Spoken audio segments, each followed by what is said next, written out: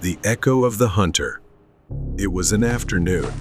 Leo had been restless all day, so he decided to take Max for a walk to a nearby field. It was spacious, airy, and peaceful. However, as they ventured deeper into the field, Leo started hearing strange noises. At first, it sounded like someone groaning, but he ignored it. Shortly after, a figure emerged from the trees. A man wearing a long black coat. Leo wondered who would wear a long coat in such hot weather. For some reason, he had a bad feeling. He quickly hid behind a tree, hoping the man hadn't seen him. He crouched down and commanded his dog to stay quiet. Thankfully, Max was always an obedient pup. The man lingered for a moment, but eventually walked away. A few minutes later, Leo could no longer hear his footsteps. He thought he was safe, but just as he started to leave with his dog, Leo heard that eerie groaning sound again behind him. At first, Leo hesitated, but he slowly turned around to see what was happening. He wished no one would ever have to experience something like this, because what he saw at that moment would become the worst nightmare of his life. He was there, standing still, staring at Leo. But this time, he wasn't alone. Beside him was a woman. Her clothes were torn and stained with something dark, something Leo didn't want to think about. She was holding a knife. Her eerie smile twisted in a way that made her look completely insane. Max, run! Leo turned and sprinted away. He was halfway through the field when, in his frantic escape, he tripped and fell to the ground. Pain shot through his knee as he hit the ground and skidded forward. The woman's laughter echoed behind him. As he tried to get up, he realized his foot had been impaled by a shard of glass from a broken beer bottle. But there was no time. He summoned all his strength and yanked it out. It was difficult to stand and run. Leo struggled to crawl forward, knowing they had surely seen him and would catch up in no time. The woman got closer. Leave me alone! He screamed at them, hoping someone would hear his cries for help, but there was no one around. Max, Leo's dog, stood in front of him and began growling at the woman. Just as she moved to strike, Max lunged and sank his teeth into her leg, making her scream in agony. In retaliation, she threw his dog to the ground, injuring it severely. An uncontrollable rage surged within Leo. He got up and saw that she was wounded at the hip, so he lunged at her, causing her immense pain. But before Leo could catch his breath, a sharp pain shot through his spine. As Leo collapsed to the ground, he saw the man standing behind him. The man had stabbed him, making Leo fall, gasping for air as the world spun around him. Leo thought he was about to die, and in those final moments before closing his eyes, a gunshot rang out beside him. It was Leo's neighbor. He was holding a hunting rifle and had shot the man in the hand, making him scream in pain. Later, the neighbor told Leo that he had been out hunting and, upon reaching the field, had heard him. His hunting dogs had charged at the man and bitten him. The neighbor then rushed to help Leo stand up, but Leo insisted that he help his dog first instead of him. Then he finally passed out. When Leo woke up, he was in the hospital with his neighbor standing beside him. He told Leo that his dog had been taken to the vet and had miraculously survived. The man who attacked Leo was arrested and sent to a psychiatric hospital, but the woman didn't survive due to excessive blood loss. It turned out that they were dangerous criminals who had escaped from the mental institution together. Later, my neighbor lost his right to own firearms because he had shot someone, but he didn't care. He said he had done the right thing to save lives. Leo also felt incredibly lucky to be alive. The Intruder and Courage. Nicky recalled when he was 9 years old. His parents adopted a dog, wanting him to grow up with a companion to help him learn boundaries and discipline, as well as have a playmate. The dog's name was Charlie, a golden retriever. One night, Nicky woke up past midnight and noticed that Charlie had jumped off the bed and was whining at the door. Nicky got up and went downstairs with Charlie. As he walked through the living room, he felt something pass by him that he couldn't even recognize. Nicky led Charlie out into the backyard and stood by the door, waiting for Charlie to quickly finish and come back inside. But when Charlie came back inside, he turned toward the garage door, walked over, and began sniffing intensely. Soon, Charlie's usual curiosity shifted to something else. He began whining, pacing, and scratching at the door more aggressively, finally looking back at Nicky. Nicky hesitated, but Charlie wouldn't stop. Finally, Nicky opened the door and turned on the light. When the lights came on, there was a man wearing a black mask and dressed in all black, trying to break into Nicky's dad's Mercedes. Beneath him was a black bag full of stolen items. The man turned, startled by the light. Charlie immediately began barking, his deep, ferocious growls echoing through the garage. Nicky screamed for his parents, but within moments, the man reacted quickly, rushing over to grab him and cover his mouth. Charlie barked even louder, his desperation clear as he tried to protect Nicky. "Quiet," the man hissed, dragging Nicky toward the car. Charlie lunged, but the man kicked him out the door, sending him sprawling to the ground. His whimpers filled Nicky with heartbreak.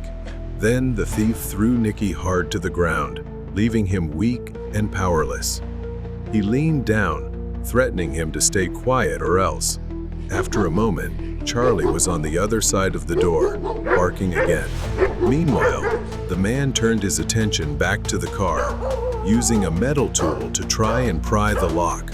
Nicky sat frozen, trembling as Charlie's relentless barking continued. Moments later, the door burst open, and Nicky's parents rushed in with Charlie. Nicky's father's face contorted with anger as he took in the scene. "Let my son go," he shouted. The man turned around, grabbed Nicky, and put him in a chokehold. Nicky's father froze, and his face shifted from anger to immediate panic. It wasn't clear why until Nicky realized there was a knife pressed against his neck.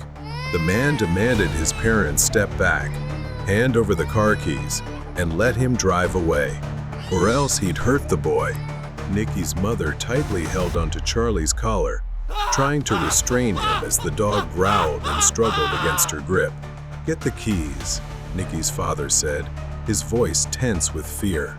Nicky's mother turned toward the house, but her grip on Charlie slipped. The dog broke free and charged toward Nicky. The thief removed the knife from Nicky's neck, and the boy instinctively knew he would point it at Charlie. Acting on instinct, Nicky grabbed the knife and pulled it toward himself, the blade slicing through his fingers in agonizing pain. Charlie lunged forward. His jaws tore through the man's pants and clamped tightly onto his leg, causing him to scream in pain. Nicky's father immediately charged at the thief, pulling Nicky and Charlie away from him. Before the thief could react, his protective instincts took over, and he pinned the intruder to the ground, knocking him unconscious. It wasn't until Nicky's mother intervened that everything finally settled. Nicky could barely recall what happened next. All he knew was that the thief spent a long time in the hospital before being taken into custody. Nicky was also relieved that everyone, including Charlie, escaped without serious injury. Even though Charlie was older, he had proven his boundless love and loyalty to Nicky and the family. Rain pounded against the windshield as Mina drove down a desolate highway, her headlights barely cutting through the torrential downpour. She was a lone traveler, drawn to exploration and the thrill of discovering new places. Nights like this were familiar to her, driving down unfamiliar roads, seeking new experiences, when she saw a sign emerge from the darkness reading, "Welcome to Cottage City." A wave of relief washed over her. Mina continued driving, hoping the town would offer some respite from the storm. She drove slowly through the quiet streets. The town seemed frozen in time. A house caught her eye, a crumbling structure on the roadside, abandoned and eerie. Its walls were spray-painted with warnings like "Stay away," "Evil," and "Don't come back." Wooden crosses were haphazardly nailed to the porch and gate, as if someone had tried to ward off something inside. Curiosity got the best of her. Mina pulled over, stepped out into the rain, and switched on her flashlight. She stood outside, her flashlight illuminating the faded words. As she aimed the beam at the house, she froze. In the upstairs window, a young girl stood, staring down at her. Her face was pale, dark circles under her swollen red eyes, as if she hadn't slept in days. She didn't move, just watched Mina with a hollow gaze. Mina shivered and called out, Hey, are you here alone? Do you need help? She mentioned she was looking for a place to stay. The girl tilted her head, her expression unchanged, but her gaze seemed to pierce through Mina. She asked why Mina was here, and warned that she shouldn't have come. The girl then spoke. Did you come to see her? It was an unsettling question, one that sent a chill through Mina. She had assumed the place was abandoned. Mina asked why the girl was alone and where she was. The girl suddenly smiled, a twisted, eerie grin, and replied, Her? She's waiting for a replacement. The girl's eyes shifted past Mina, her face twisting into terror. A strong gust of wind howled through, rattling the doors of the old house. Then suddenly, a hand touched Mina from behind. Mina turned around to see an old woman standing behind her, holding a lantern. The confused expression on her face suggested she had no idea why Mina was standing in front of the abandoned house. Mina explained that she was just a traveler seeking shelter from the storm. She told the old woman about the little girl she had seen through the window, but the woman insisted it was only Mina's imagination. Mina learned that the nearest hotel was still an hour's drive away, and the woman offered her a place to stay overnight at her house. Mina accepted her invitation. It was hard for Mina to believe that the girl she had seen in the abandoned house was merely a figment of her imagination. Yet Mina couldn't shake the feeling that this woman knew more than she was letting on. The house was as antique as its exterior suggested. The furniture was aged, the walls lined with dusty bookshelves and faded photographs. The woman, who introduced herself as Lena, led Mina to a seat near the fireplace. Gathering her courage, Mina asked Lena about the abandoned house. Lena told Mina that many years ago, she had moved here with her father. There weren't many children in the neighborhood, so she quickly befriended a little girl named Lily. Lily's family was large and lively, their house always filled with laughter. Lily's aunt, a warm and kind woman, always had candy for the children, especially for Lily. But one day, her aunt passed away suddenly. The entire family was grief-stricken, everyone except Lily. The little girl didn't shed a single tear, nor did she say a word. Lily just stood at her aunt's funeral, motionless, her eyes lifeless, even as they lowered her into the ground. Lily changed after that day, rarely going outside and spending hours alone in her room. Lily would stay in her room with her Ouija board. She said her aunt had taught her how to use it, and she would spend hours trying to speak to her. As Lena continued her story, Mina could almost picture the events unfolding. Something had changed in the little girl that day, something dark and frightening. Then, she continued telling Mina about what the little girl had gone through since that day.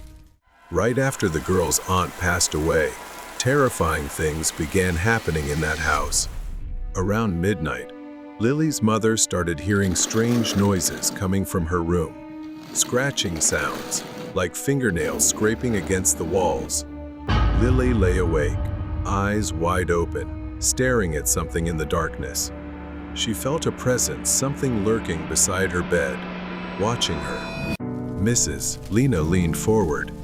She told Mina how Lily had confided in her older friend, saying she could feel eyes watching her every night, standing at the edge of her bed, silent yet terrifying.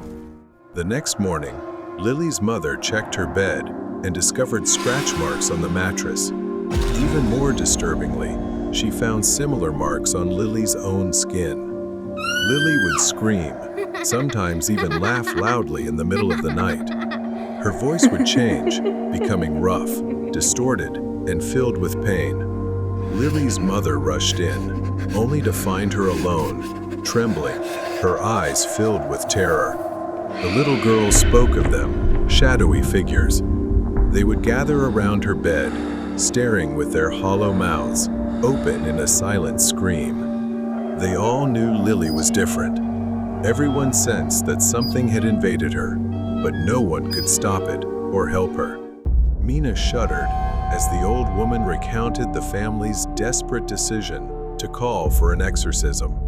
Lily's family summoned priests to perform an exorcism. Father Raymond was one of them, and he placed a crucifix under Lily's pillow, hoping to drive away whatever haunted the house. The ritual began, whispered Latin prayers filling the room. The exorcism turned chaotic. Lily writhed on the bed, growling like an animal, as if the crucifix was causing her unbearable pain.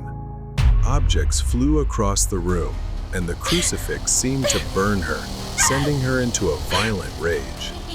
Latin phrases poured from Lily's mouth, mixed with a hoarse, guttural laughter. Her body twisted in unnatural ways, eyes staring at something invisible. Father Raymond performed many exorcisms on Lily, and she endured tremendous suffering. During the exorcisms, Lily would roll and vomit, then break into uncontrollable laughter. That voice, it was like a demon disguised in a child's body, coming from the depths of darkness. Once, during an exorcism, Lily suddenly broke free from the priest's hold and lunged at the metal bed frame. She swung it wildly, slashing at the arm of one of the priests, forcing them to halt the ritual. On the night of the final exorcism, words appeared on Lily's body, as if an invisible force was carving them into her skin with a sharp blade.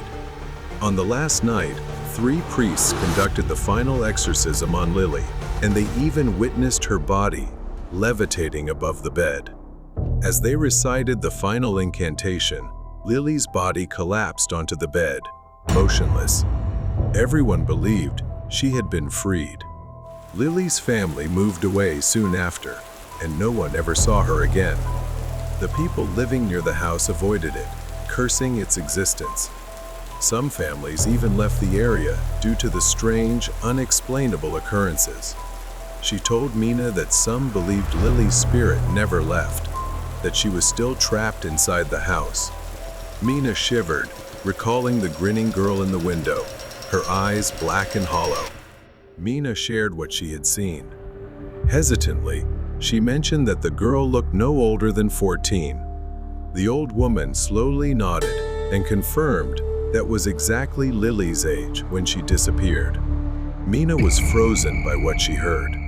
The woman pointed to a small room under the stairs, offering it as a place for her to sleep. She warned Mina once more to stay away from the exorcism house before heading upstairs. Lying on the bed, Mina stared at the ceiling, wide awake, unable to shake the image of the girl from her mind. She wondered, what if the woman hadn't arrived? Would she have been the next one, just as the girl had said? The sun finally rose, but the memories of the night clung to Mina. She thanked Lena and left, yet the questions remained. Did Lily die during the exorcism? Was her soul trapped forever, or had something darker consumed her? But one thing was certain, Mina would never return to Cottage City again. The final trip. Chris was always aware of the risks that came with being an Uber driver, especially working late at night. But when you're struggling to provide for your family, risk is just part of survival. That night at 10:30 p.m., Chris accepted a ride request from a quiet suburban neighborhood. The passenger was a man named Calvin. When Chris arrived, he saw the man wearing a hoodie, avoiding eye contact. He hesitated for a second, but brushed off the unease. He had picked up hundreds of passengers before. That was his first big mistake. Calvin got into the car with barely a word, pulling his hood lower to obscure his face. Calvin said nothing, staring out the window, making Chris uneasy. He tried not to think too much about it and focused on the road. But as the road stretched on and the streetlights grew sparse, his anxiety deepened. They were heading toward a more isolated area. Suddenly, Calvin leaned forward and pressed something cold and hard against the back of his neck. It was a gun. He growled, "Take the next exit, and don't ask any questions." Chris's breathing grew rapid, his knuckles turning white against the steering wheel. I have kids. He stammered. Please, man, take whatever you want. The car stopped in a deserted clearing. Calvin ordered Chris out. He shut off the phone and took the car keys. Desperation set in, but Chris refused to give up. The ground beneath him was wet and uneven. Cold sweat mixed with rain on his skin. Calvin pressed the gun into his back, motioning for him to walk toward the woods. At a clearing, he rifled through Chris's belongings, searching for anything valuable. He found some cash but grumbled that it wasn't enough before continuing to search. Chris saw his chance. With one swift motion, he pulled a can of pepper spray from his jacket pocket and sprayed it into Calvin's face. The man screamed in pain, stumbling backward and dropping the gun. Chris didn't hesitate. He ran as fast as he could. Branches tore at his skin, darkness making it impossible to see where he was going. But he didn't stop. It didn't matter anymore. Up ahead, Chris saw a light in the distance, a road, an escape. Behind him, Calvin had recovered. "You think you can run from me?" His voice echoed through the trees. Another mistake happened. Chris, too focused on looking back at his pursuer, tripped over a hidden rock and fell to the ground. Pain shot through his ankle. Before he could stand, Calvin grabbed his hair and yanked him back. Chris fought back, struggling against the grip. Please don't kill me. I've given you everything I have. But instead, Calvin slammed him against a tree. Racked with pain and hopelessness, Chris collapsed, his vision blurring. He wished for anyone to save him, but maybe this was his chance to save himself. As Calvin gasped for air, rubbing his eyes from the earlier attack, Chris slowly, silently reached for a rock. Without a second thought, with every ounce of strength left in him, Chris swung the rock hard against Calvin's head. Blood trickled down his face as he staggered. Though his ankle was nearly twisted, Chris sprinted toward the light he had seen earlier. A narrow stream trickled through the forest, making him pause for a moment. Chris waded through the water, knowing the stream would mask his footsteps and movement. The pain in his ankle was nothing compared to the terror of what would happen if Calvin caught him. Crawling through the brush, his body ached, but his will to survive burned stronger than ever. When he reached the road, utterly exhausted, Chris burst out of the trees, waving his arms frantically. Help, please. Headlights flooded the road, momentarily blinding him. A car screeched to a sudden stop. A woman immediately jumped out, rushing to his side and calling the police. That was the last thing Chris saw before his vision faded into exhaustion. Now safe, Chris was able to help authorities piece together the case against Calvin, leading to his arrest and trial. Despite his injuries, Chris was grateful he had survived. He would see his family again. The Curse of the Red Shirt Girl. Arthur was driving home from a friend's birthday party on a quiet night. The streets were empty. The only sound was the wind whistling through the deserted roads. As he drove, he noticed a young girl standing alone by the roadside. She had blonde hair, blue eyes, and wore a striking red coat over a white dress. To him, she looked beautiful, but as his car approached, she raised her hand, signaling for a ride. Arthur slowly pulled over and rolled down his window as she approached the car. The girl asked Arthur, Sir, if you don't mind, may I have a ride? He didn't think much of it and immediately agreed. She sat in the back seat. Feeling a little nervous, Arthur hesitantly asked her where she lived. She didn't say a word but handed him a small note. The address was written in faded ink, as if scribbled down years ago. All right, what's your name? Her lips barely moved as she whispered. Mary Tellish. A strange feeling crept over him. Something about her name seemed familiar, like a whisper from the past. Her expression never changed.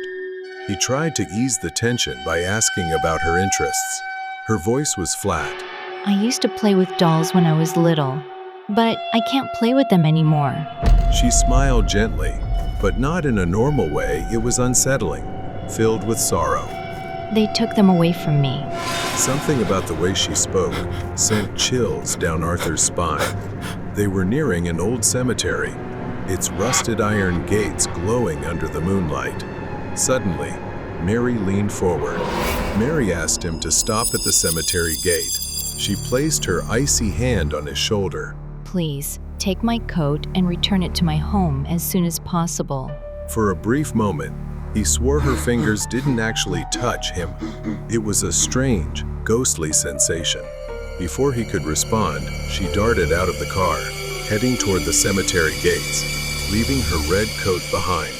The next day, Arthur arrived at the address. It was a large wooden house, located far in the quiet outskirts. He knocked on the door and was greeted by an elderly woman. He asked her about the woman he had met. Ma'am, does Mary Tailish live here? But then something unexpected happened. The woman suddenly burst into tears and invited him inside. The house was large and beautifully decorated inside. He noticed pictures of Mary. In every single one, she was wearing the same red coat. The woman began telling him about Mary. She was their daughter. One night, while she was on her way home, a group of men kidnapped her and took her away. The mother had been worried sick. 2 days later, the police found Mary's body. Her eyes and left arm were missing. Arthur was speechless. He had seen her eyes, her hands, her beating heart when she sat in his car. But in reality, Mary Tailish had been dead for years. Trying to remain calm, he handed them her coat, then left. As soon as he got into his car, he saw Mary again. But this time, she wasn't the same. She was no longer human. Her red coat still clung to her shoulders, but now it was tattered and soaked in something dark. Her eyes were hollow, her skin ashen, and she gave him a chilling smile before vanishing. Arthur tried to push it all out of his mind, but for days, he kept seeing Mary in every shadow, every reflection in the window. One night, he woke up in bed and saw her standing in the corner of his room. Her left hand was missing, a dark stain on her chest where something had been taken. She whispered, Arthur, you helped me. Her freezing fingers touched his forehead. Suddenly, sharp pain, screams, and the sound of something being cut open filled his mind. He saw dark figures, their shadows stretching over a struggling girl. He felt her terror. Then he saw their faces, their eyes staring directly at him. Then darkness. Arthur woke up gasping, drenched in sweat, and decided to go to the police station. He thought they'd laugh at him, but instead, they pulled out old case files. It was all real, but they had never found the suspects. The news became a major headline. Arthur had, in some way, helped bring justice for Mary Tailish.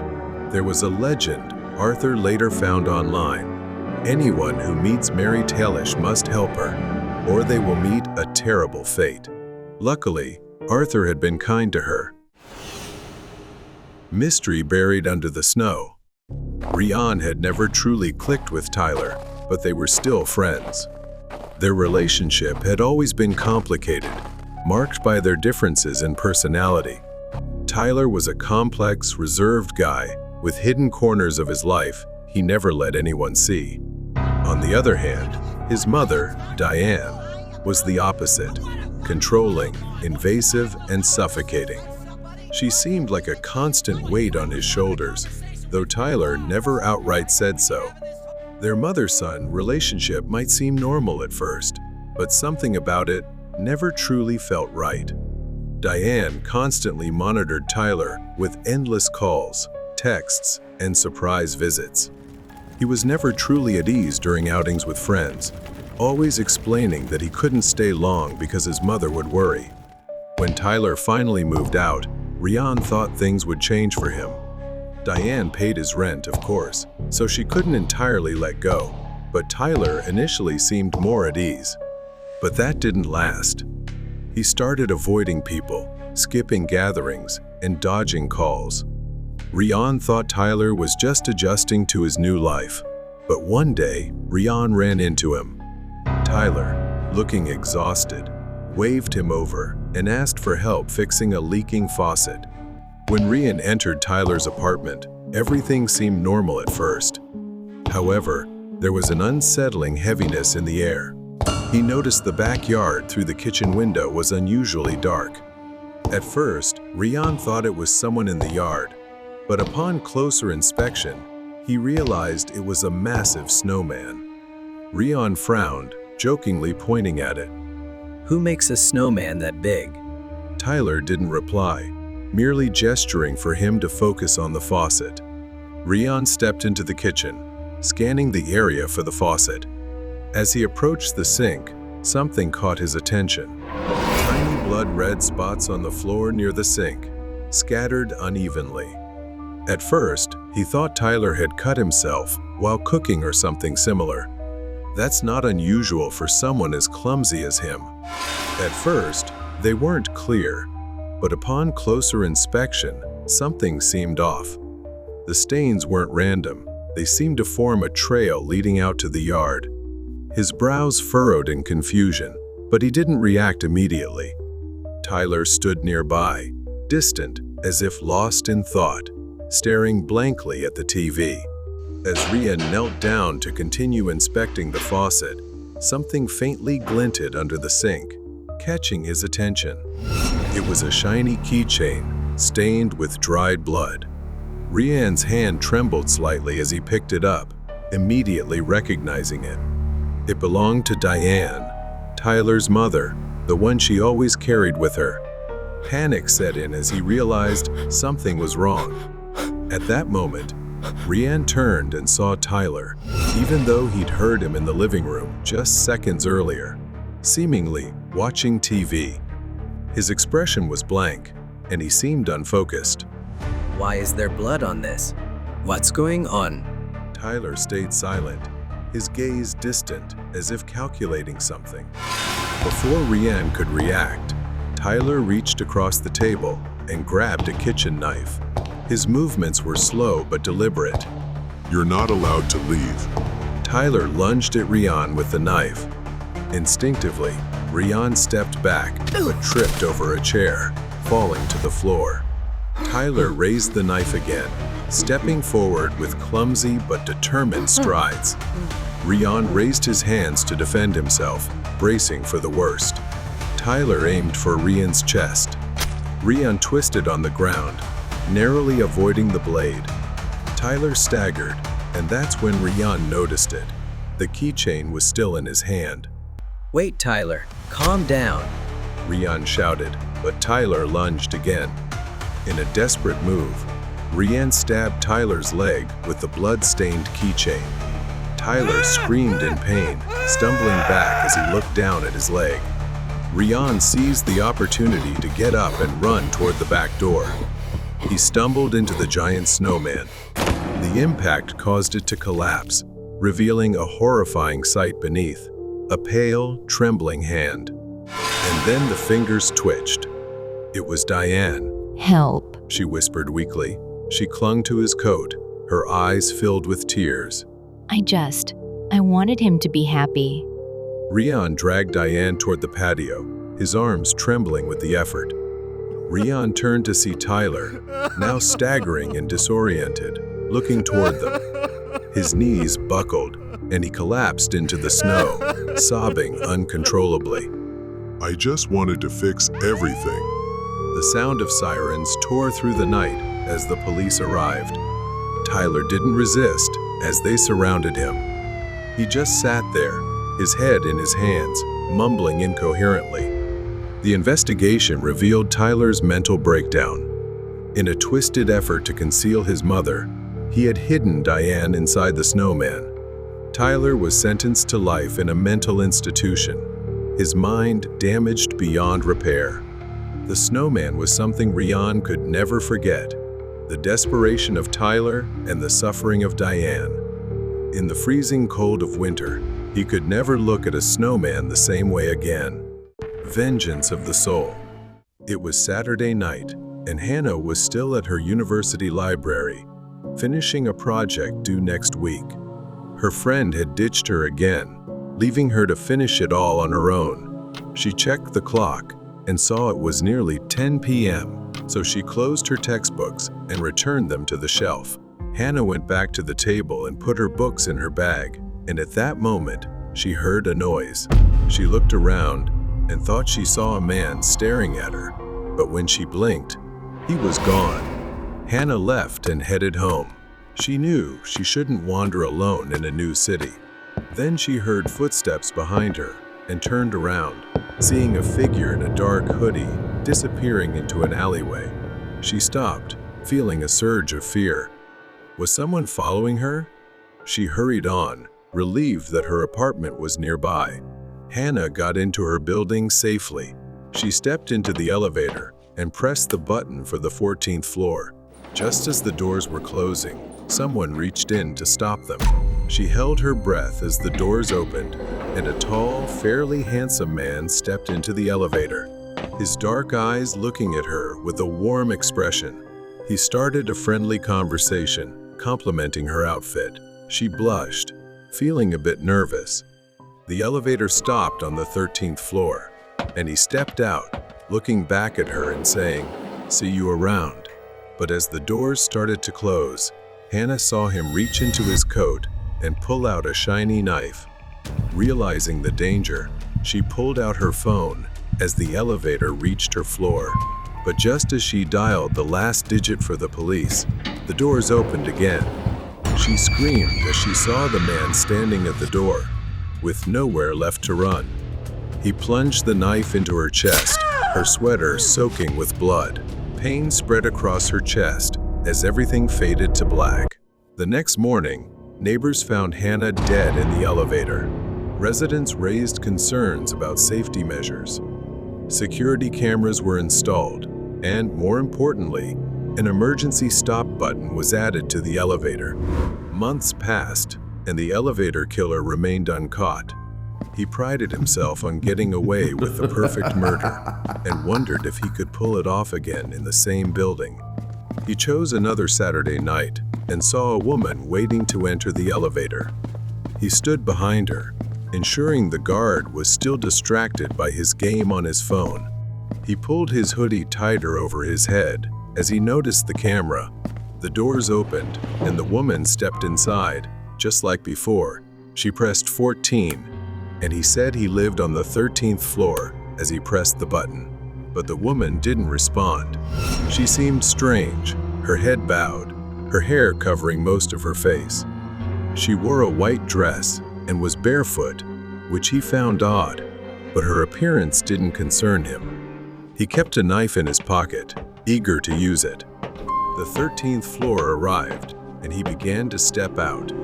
He was ready to repeat what he'd done before, but as he turned back, he realized she was no longer in the elevator. Confusion crossed his face. He was certain she'd been there, but now the elevator was empty. He went in to check. The elevator door suddenly closed, and the overhead lights crunched and dimmed. He heard a hiss. The man felt the hairs on the back of his neck stand up as a chill ran down his spine. The guy looked up, and his eyes widened. The woman was crawling on the ceiling, her hair growing long and slithering like a snake. Her eyes were bloodshot, and her smiling mouth revealed many sharp teeth. He noticed a blood stain on her sweater and realized she was Hannah, the woman he had murdered. Hannah's spirit reached out, grabbing his neck, savoring his terror. Then Hannah pulled him into her bloody mouth, her razor-sharp teeth waiting for him. His screams echoed within the metallic confines of the elevator, but no one heard. The killer became nothing more than a memory, consumed by the very spirit he had created. The Curse of the Doll. The sun was setting as Claw walked home alone. Suddenly, an elderly woman appeared, dressed in tattered clothes, approaching her. The woman approached Clara, extending her hand which held an old, creepy-looking doll. What was strange was that the doll's head was tilted at an odd, unnatural angle, with a deep crack running down its body. At first, Clara intended to walk past, but something compelled her to stop. She gave the woman a few coins, and the doll was pressed into her hands before the woman left immediately. Clara returned to her apartment, the doll in her hands. She felt a shiver run down her spine, but dismissed it as just the chill of the night air. As she unlocked the door and stepped inside, she was completely unaware of the faint, soft footsteps following her. Claw held the doll up. Its lifeless eyes stared blankly, as if looking right through her. An uneasy feeling washed over her as she grasped its broken body and placed it on a high shelf before turning away. That night, Claw lay in bed. She tried to sleep, slowly turning onto her side. And right there, beside her pillow, was the doll, its broken neck tilted to one side. Its eyes stared hauntingly at her. She snatched it up and tossed it aside. The next morning, before heading to work, Claw paid little mind to it. She picked it up, glanced at it for a moment, then temporarily set the doll on the sofa. However, when she returned that evening, she found the doll in an odd position. Unexplainably, it was sitting on her bed in her bedroom, even though Claw had closed the door beforehand. She was certain she had left it in the living room. Claw furrowed her brow, glancing around her apartment, but saw nothing out of the ordinary. But soon after, she began to notice that her doll seemed to be moving around the room. In the following days, these occurrences seemed to persist. She began to see sticky notes scattered throughout their apartment, with phrases like "hello" and "it's broken." These notes were written on leather paper, something they didn't even have in the house. One afternoon, while alone in the apartment, Claw heard a faint rustling sound, as if someone was moving inside. She froze, straining to listen. After a moment, she began searching the rooms but found no one. However, on the bedroom floor, she saw the doll lying face down, its neck broken at an odd angle. A sharp pain shot through her chest, and she glanced at her hand, horrified to see bloodied scratches. The streaks of blood ran down her palm, though she had no idea how they got there. She stared at the doll, feeling as though its lifeless eyes were mocking her. What she couldn't understand was that within 2 days, the scratches vanished as if they had never existed. That night, Clara lay in bed, nervous. She tried to close her eyes, but a faint whisper echoed throughout the room, growing louder and louder until she could clearly hear the words, "It's over." Suddenly, a pressure bore down on her, and her eyes flew open to find the doll just centimeters from her face. Its eyes locked onto hers. Claw gasped for breath. She sat up, but the doll had vanished. It remained on the shelf as if it had never moved.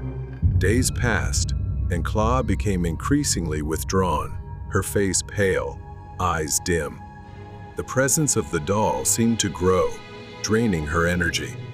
In a final frenzy, Claw found a metal bin in a nearby alley and threw the doll into the fire. The fabric doll burned, and Claw looked away, believing it was all over, and went home.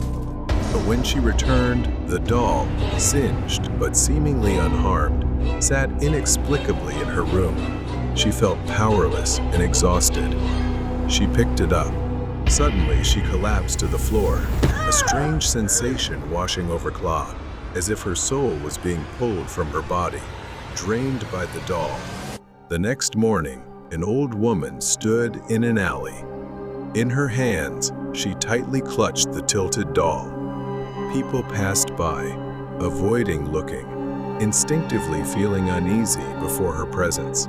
Then there was a girl whose expression was more curious than scared. Her eyes stared at the doll, a curious excitement flashing in her gaze. She walked over and held out the doll. "You seem to like it, don't you?" She held out her hand, almost reaching for it before she pushed it away like she always did. She was excited to have it. Letting go, she watched contentedly as her new victim clutched the doll. Seemingly unaware of the curse, she was welcoming. As the young girl turned away, the old woman's eyes followed her. That's right. She was born to do this. The eccentric stranger in the hotel. Kit always remembers that terrifying day. It was the day she and her family went to a small 3-star hotel in the suburbs to celebrate her sister Judy's 16th birthday. Kit's father had arranged everything, and they checked into a room on the 3rd floor. The hallway was dimly lit, and since there were not enough pillows in their room, Kit had to go down to the reception to ask for more. She locked the door and headed toward the elevator. That's when she saw him. At first, she didn't notice the man sitting in the corner of the hallway because it was so dark, just a shadowed figure sitting there. As she got closer, needing to pass him to reach the elevator, she could see him more clearly. His hair was disheveled, his coat was filthy and torn, and he was muttering to himself while holding a handful of small stones, counting them one by one. As Kit walked by, she accidentally locked eyes with his bloodshot gaze, and slowly, he gave her a deranged smile. She quickly averted her eyes and hurried to the elevator. She collected the pillows from the reception and stepped into the stairwell to return to her room. The memory of the encounter sent a shiver down her spine, filling her with anxiety. As the door opened on the 3rd floor, Kit's worst fear was confirmed. He was still sitting there, her face darkened with unease. He remained in the same spot, humming to himself as he toyed with the stones. Kit tried to walk quickly past him, but then she heard footsteps behind her. A sinking feeling hit her he was following her. She didn't dare look back again. The faster Kit walked, the quicker he followed. He began giggling, and the sound of the stones rattled throughout the hallway. She reached her sister Judy's door, but it was locked, and no one was inside. Kit didn't allow herself to stop. She sprinted straight to her parents' room. She pounded on the door frantically, nearly losing consciousness in her panic. She screamed, "Dad, please open the door," in utter desperation. But the man kept approaching. His arms reached out toward Kit as if to grab her. His long, filthy fingers were caked with dirt. Kit screamed again, tears streaming down her face. Suddenly, the man stopped. His demeanor changed. His head tilted as though he'd heard something strange. His eyes gleamed as he mumbled, "Dad?" like the word meant something to him. Then he smiled a slow, eerie smile that made Kit's skin crawl, and he began to back away. He didn't turn around, didn't run, just slowly retreated while never taking his eyes off her, as if he was waiting, testing something with Kit. Finally, her parents opened the door, having heard Kit's screams. She rushed inside, tears streaming down her face in terror. Her father decided to search the hallway for the man. Strangely, he had vanished, disappearing quickly into the shadows. She couldn't sleep. The next morning, she was still trembling. As they went down for breakfast at the hotel, she was shocked to see 2 police cars parked outside. Her father was speaking with a police officer, his face serious. When he saw Kit, he called her over and asked her to tell the officers what she had seen the night before. She described the man in as much detail as she could. A family from the floor above had reported that their 7-year-old daughter was missing. The little girl had left her room late at night to get something from the vending machine, but never returned. The police checked the security footage, and there he was, the man Kit had seen. carrying the girl over his shoulder as he walked out of the hotel at 4 a.m. The girl appeared to be asleep, but the police believe she had been knocked unconscious. As the days went by, the memories lingered for Kit. She couldn't sleep, constantly imagining his figure sitting in the corner of her room. Even the smallest noise would send her into a panic, leaving her breathless with fear, and she no longer wanted to leave the house. Her parents eventually sought help from a therapist. The therapist explained to her that everything she was experiencing was normal after witnessing something so traumatic. It was a psychological injury, and Kit would need time to heal. As a witness, Kit followed the case closely. In the end, the case was closed without the police ever finding him. He was just a drifter, a predator.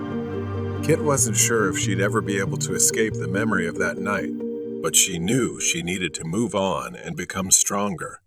Haunting delivery trip. I was working for a food delivery platform on weekends to make some extra money. Between my main job and this side gig, I often felt exhausted. It was past 9 p.m. when I started my shift, picking up small orders and delivering them to random houses. After my first delivery, I drove around the area for a while, waiting for something to come through. 20 minutes passed with nothing. Just as I was about to give up, my phone buzzed with an order for just 1 tacos and a drink. I confirmed the order and headed to the restaurant to pick it up. After grabbing the order, I began the 10-minute drive to the customer's house. It was a normal neighborhood, nothing unusual.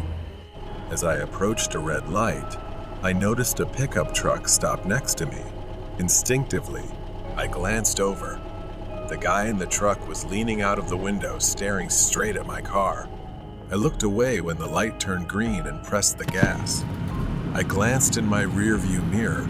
The truck was now in my lane, driving a short distance behind me. As I approached the neighborhood where I was making the delivery, the truck was still behind me. Was he following me? The route was mostly straight, so I wasn't sure if he was just heading in the same direction. I tried to stay calm, but the moment I turned into the neighborhood, I knew. The pickup truck turned in too. Maybe he lived here, I thought. I continued driving through the quiet suburban streets, following the GPS until I reached the final road, a dead end. I braked and parked on the side of the road near the house number I had to deliver to. The truck followed and parked behind me. I sat there, frozen, trying to come up with a plan for the worst-case scenario. What was this guy doing? Was he really following me? I glanced at my phone and saw a message from the customer asking, "When will the food arrive?" Could it be the guy in the truck? Was he the customer waiting for me to step out? I felt more trapped than ever. The man got out of the truck.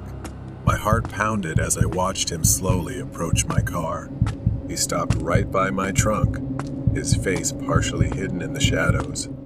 Then, out of nowhere, he grabbed something like a metal rod and slammed it into my rear windshield. The glass shattered around me. I screamed and, without thinking, instinctively slammed my foot on the gas. The man jumped onto the back of my car, nearly lying flat as he tried to crawl through the shattered window. I swerved sharply, making a U-turn, and felt him fall off the car. My hands trembled as I maneuvered between the trucks. In the rearview mirror, I saw him stumbling in the street as I sped away. My hands shaking, I picked up the phone to call the police. By the time the police arrived, the man had vanished. All they found were shards of glass scattered across the road. They searched the area, but he was gone. I stood staring at the cracks in my shattered windshield, and memories of the terrifying experience replayed in my mind. I was lucky to have escaped, but deep down I still felt uneasy because he was still out there. Haunting delivery trip. It's been almost a month since that horrifying night. I haven't driven for the delivery app since then. Every time I think about driving, the echo of shattering glass floods my mind. I try to tell myself it was just an incident, that I was unlucky. There were no witnesses, The police reassured me they'd find him, saying it was probably just a disturbed person trying to scare me. But I couldn't shake the feeling that there had to be some reason he was following me. I decided to try driving again. I needed the money, and I couldn't let fear control my life. I told myself that this time I'd be careful and avoid driving too late at night, and I'd stay away from isolated neighborhoods. As I got into the car, that familiar fear washed over me. My hands were sweaty. I tried to close my eyes, take a deep breath, and turn the key in the ignition. Things started off fine. I was careful and checked my mirrors more frequently.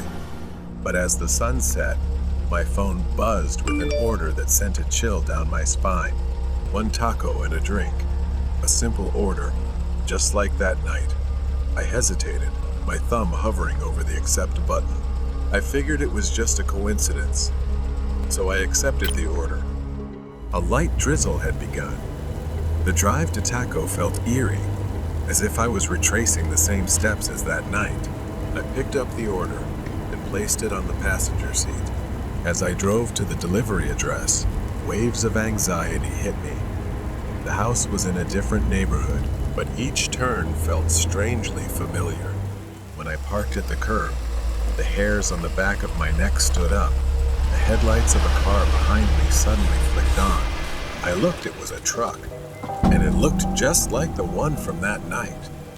Panic set in as the truck rolled closer, its blinding headlights on full beam. The truck parked right behind me, as if waiting for me to make a move. I tried to text my customer, but I was shaking so badly I couldn't type properly, wasting precious time. Suddenly, a notification popped up on my phone. Customer, when will my order arrive?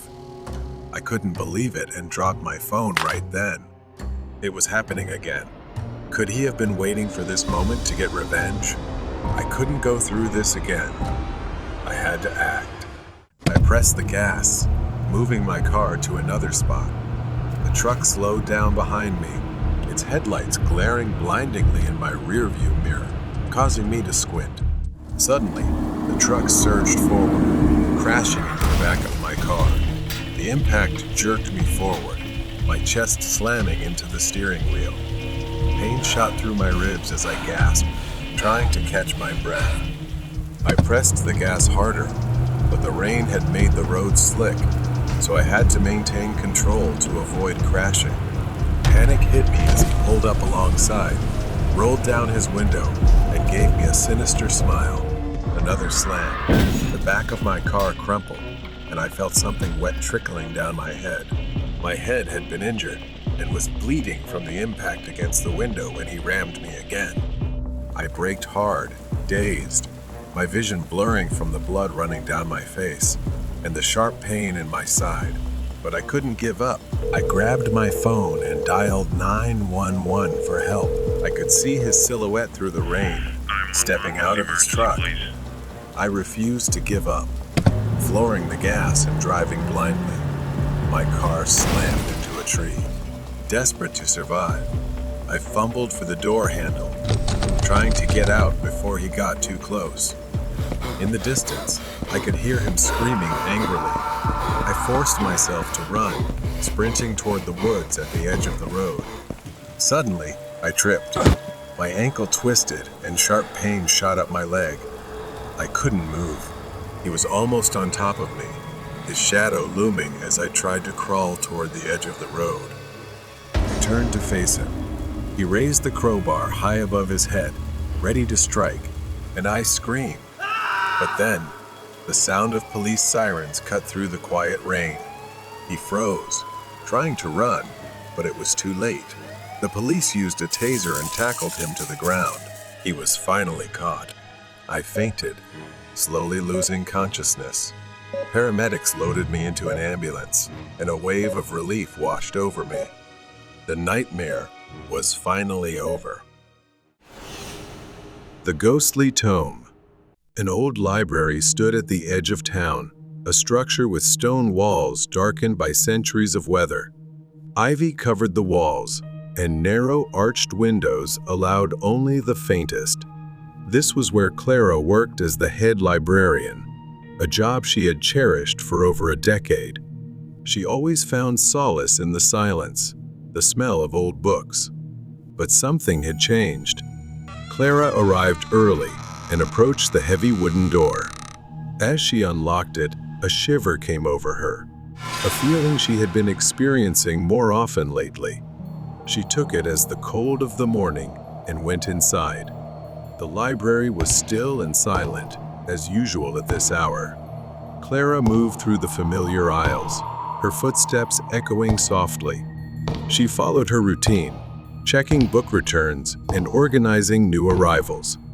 The building's silence was comforting, yet today it felt oppressive, almost watchful. She made her way to the basement, where the rare and old books were stored. It was her favorite part of the library, but for some reason, they were often not taken out for reading. The basement was the coldest part of the library, and as Clara descended the creaky wooden stairs, she felt a growing sense of unease. The basement was dimly lit, the only light coming from a few flickering bulbs hanging from the ceiling. Shadows danced across the walls, and the musty smell of old paper was stronger here. She was searching for a book that a researcher had requested from her library. As she searched, she heard a faint rustling sound behind her. She quickly turned around, but saw nothing. She told herself it was just a rat. Clara continued her search. Finally, she found the book she was looking for, an old leather-bound tome with faded gold lettering. As she pulled it from the shelf, she felt a sudden, icy breeze brush past her. The lights flickered, and she heard the rustling again, louder this time, as if something was moving through the stacks. Clara's hands trembled as she clutched the book to her chest. She decided it was time to leave the basement. As she turned to go, she caught a glimpse of something out of the corner of her eye. A shadow, darker than the others, passed between the bookshelves. She stiffened, her breath caught in her throat. A shadow that had the vague shape of a human being. The shadow stopped, forming a vaguely human-like shape that seemed to be looking straight at her, its head tilted unnaturally to one side.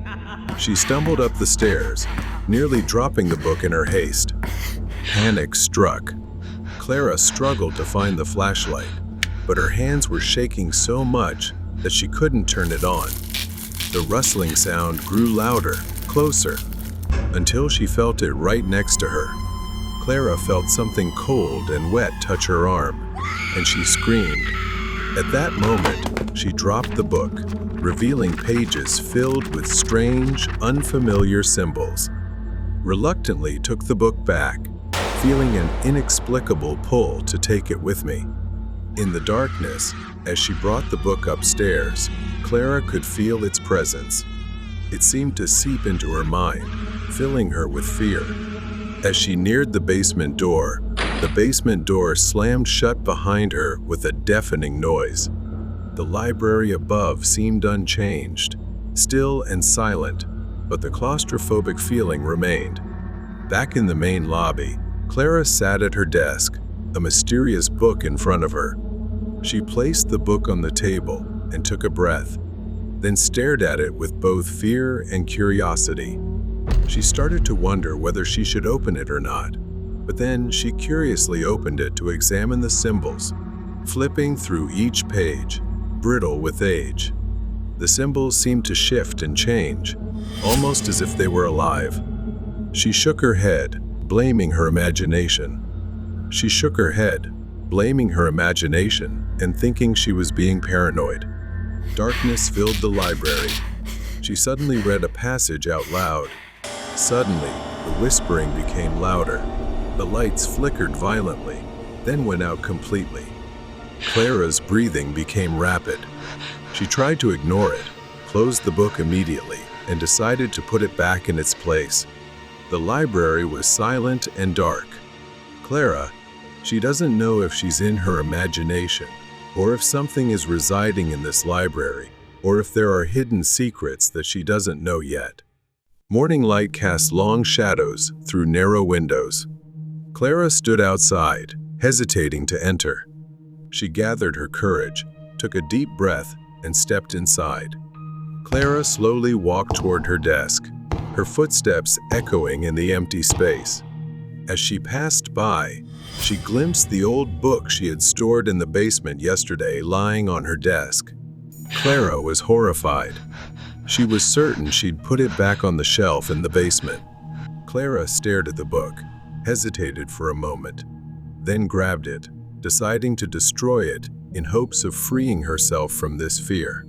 She walked toward the old fireplace at the far end of the library, gripping the book tightly.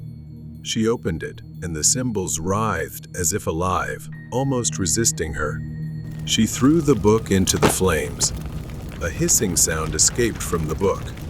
The fire abruptly went out, extinguished, leaving the book charred but still intact. Clara stared at the ancient book, desperate. She raised the book to throw it into the trash. But as she swung her arm, an invisible force pulled it from her hand. The book flew across the room, hovering mid-air. Then it started flying back, hurtling toward her with fierce speed. It slammed into her chest, knocking the wind out of her in pain. She gasped, stumbling backward, clutching her aching ribs. She held her breath, watching the book fall to the floor, its pages flapping wildly. Clara's hands trembled as she picked up the book again, and from the corner of her eye, she sensed someone standing and watching her. At that moment, everything seemed to go dark. Turning slowly, she found herself face to face with a shadowy figure from her nightmares. She lifted her phone flashlight to see. The figure moved slowly into the faint light, revealing the distorted, grotesque shape of a woman. Her skin was pale, stretched tightly over sharp, angular bones. Her face was gaunt, with only skeletal features. Her mouth twisted into a crooked smile, revealing jagged, decayed teeth. Her eyes were black, hollow, and lifeless. Clara stumbled backward, her flashlight slipping from her hand. The grotesque woman moved closer, her jerky movements almost puppet-like. Then, in the blink of an eye, it lunged toward her, its twisted, skeletal hand stretching out, distorting as it reached for her.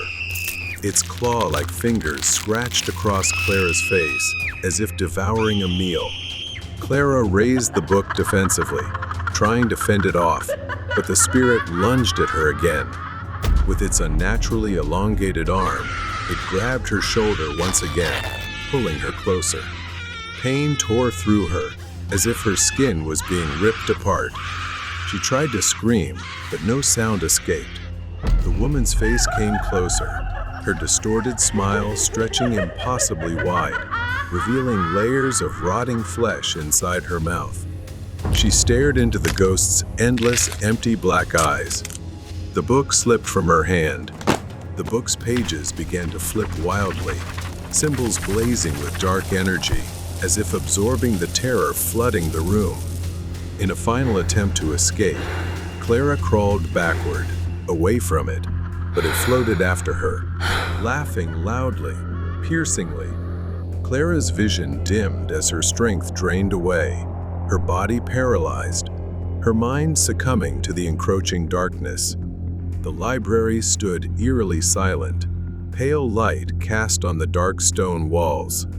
Villagers gathered, whispering to each other as they noticed Clara's absence. The library doors remained shut, and though a few dared to peer through the windows, they saw only empty, silent rooms with no sign of Clara.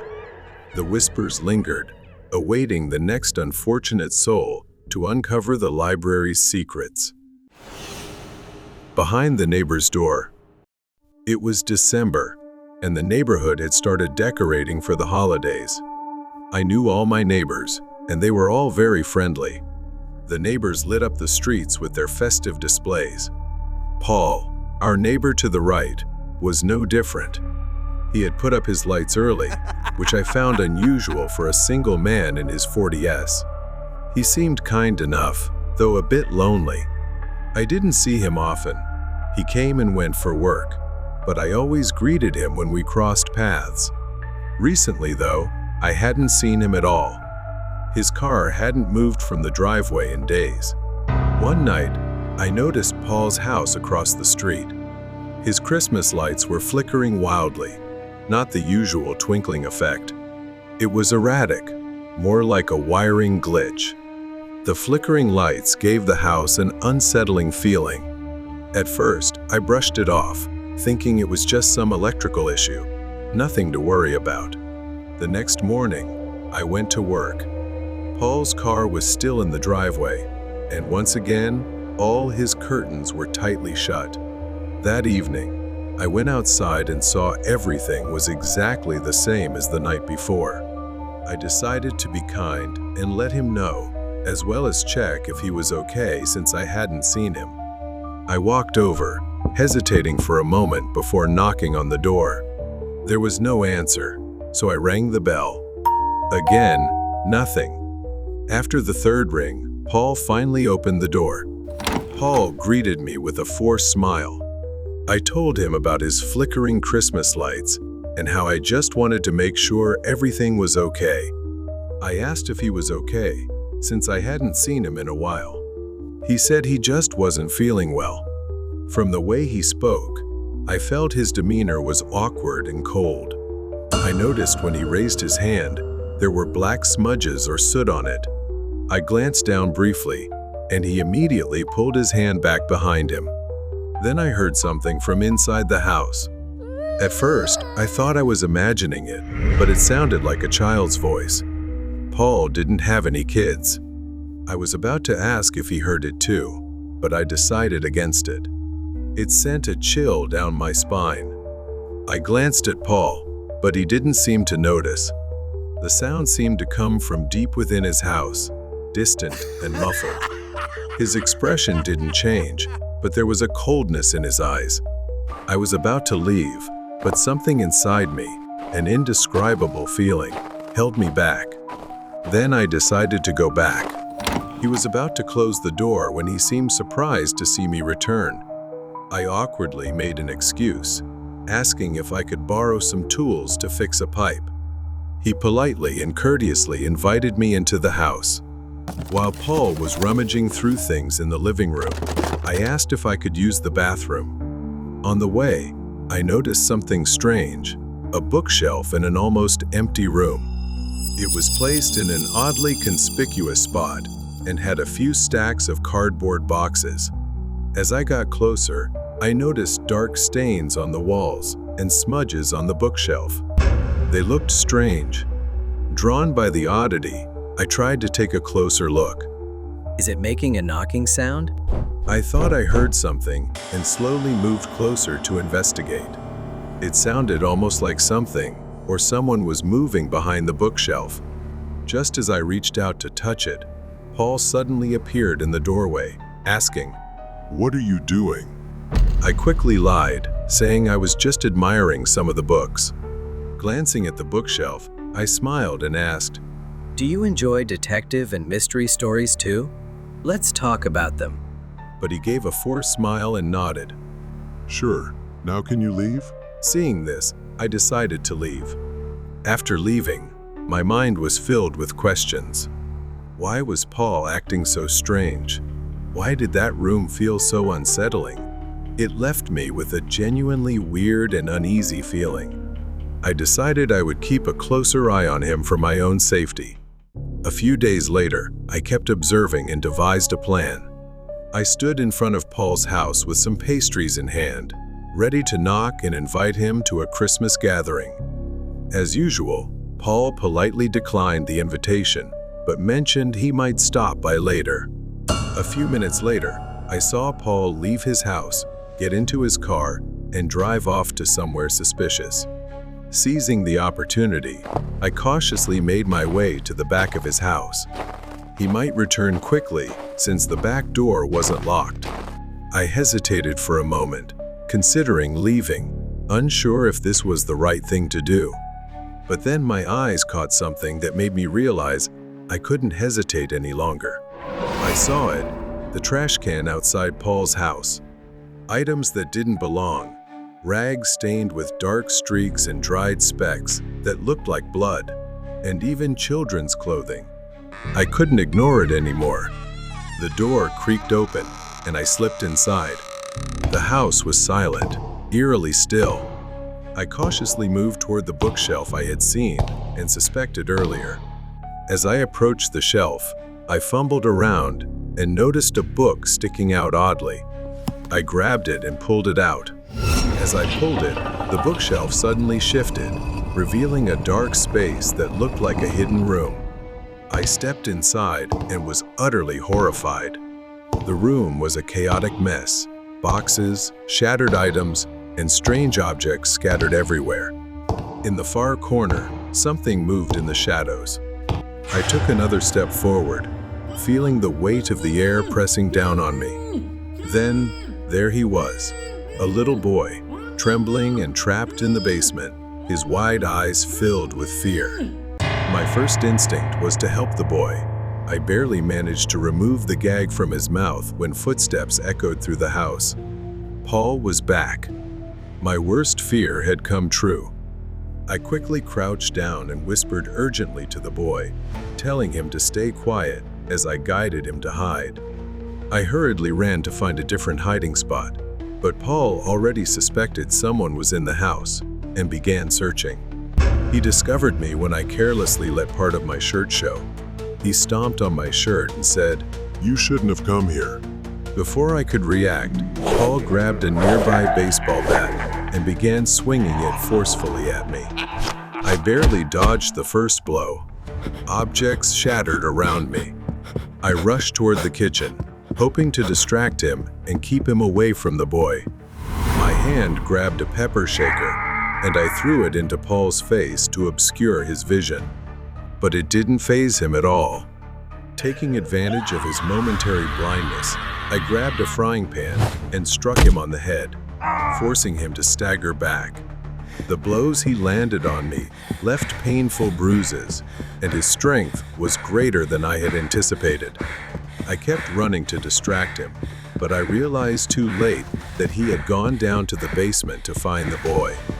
I called the police and ran down, throwing objects to distract him. I shouted at him to surrender, warning him that he would spend the rest of his life in prison. Paul pretended to surrender or negotiate, but he immediately launched a surprise attack when I let my guard down. Once again, I found myself at a disadvantage.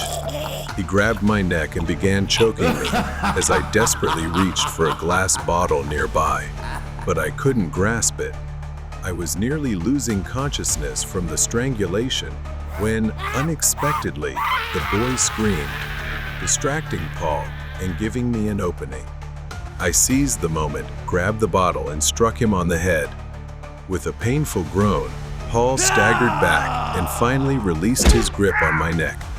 I quickly got up, pulled the boy up the basement stairs, and locked every door behind me. The police arrived within minutes, surrounding Paul's house. Paul was arrested, but what they uncovered left me horrified. The boy had been abducted from a completely different town and had been held in the basement for over 4 days. As for the flickering Christmas lights, the boy was a genius who had somehow figured out how to manipulate them from the basement as a cry for help to attract someone's attention outside. The nightmare was finally over. I was relieved that the boy was reunited with his family. I hoped he would go on to live a normal life and overcome this ordeal. Nightmare House on the Hillside. A new beginning. Lucy, a 7-year-old girl, moved with her family to an old suburban house. It was a historic home built in the mid-1800s. The house was 2 stories tall with a basement below. Down there was a locked door leading to water tanks used to heat the house. Only her mother and the landlord had the key. They warned her never to go near it. Lucy never understood why her room was always colder than the others, even though it was right above the basement. At night, she often heard strange creaking sounds, as if someone were walking on the floor. Whispers and distant footsteps pacing in the living room. The house was old and worn. She also frequently saw wasps emerging from the attic, swarming as if drawn to something. She wasn't the only one experiencing strange things. Her parents often heard footsteps late at night, pacing endlessly, but they dismissed it as nothing.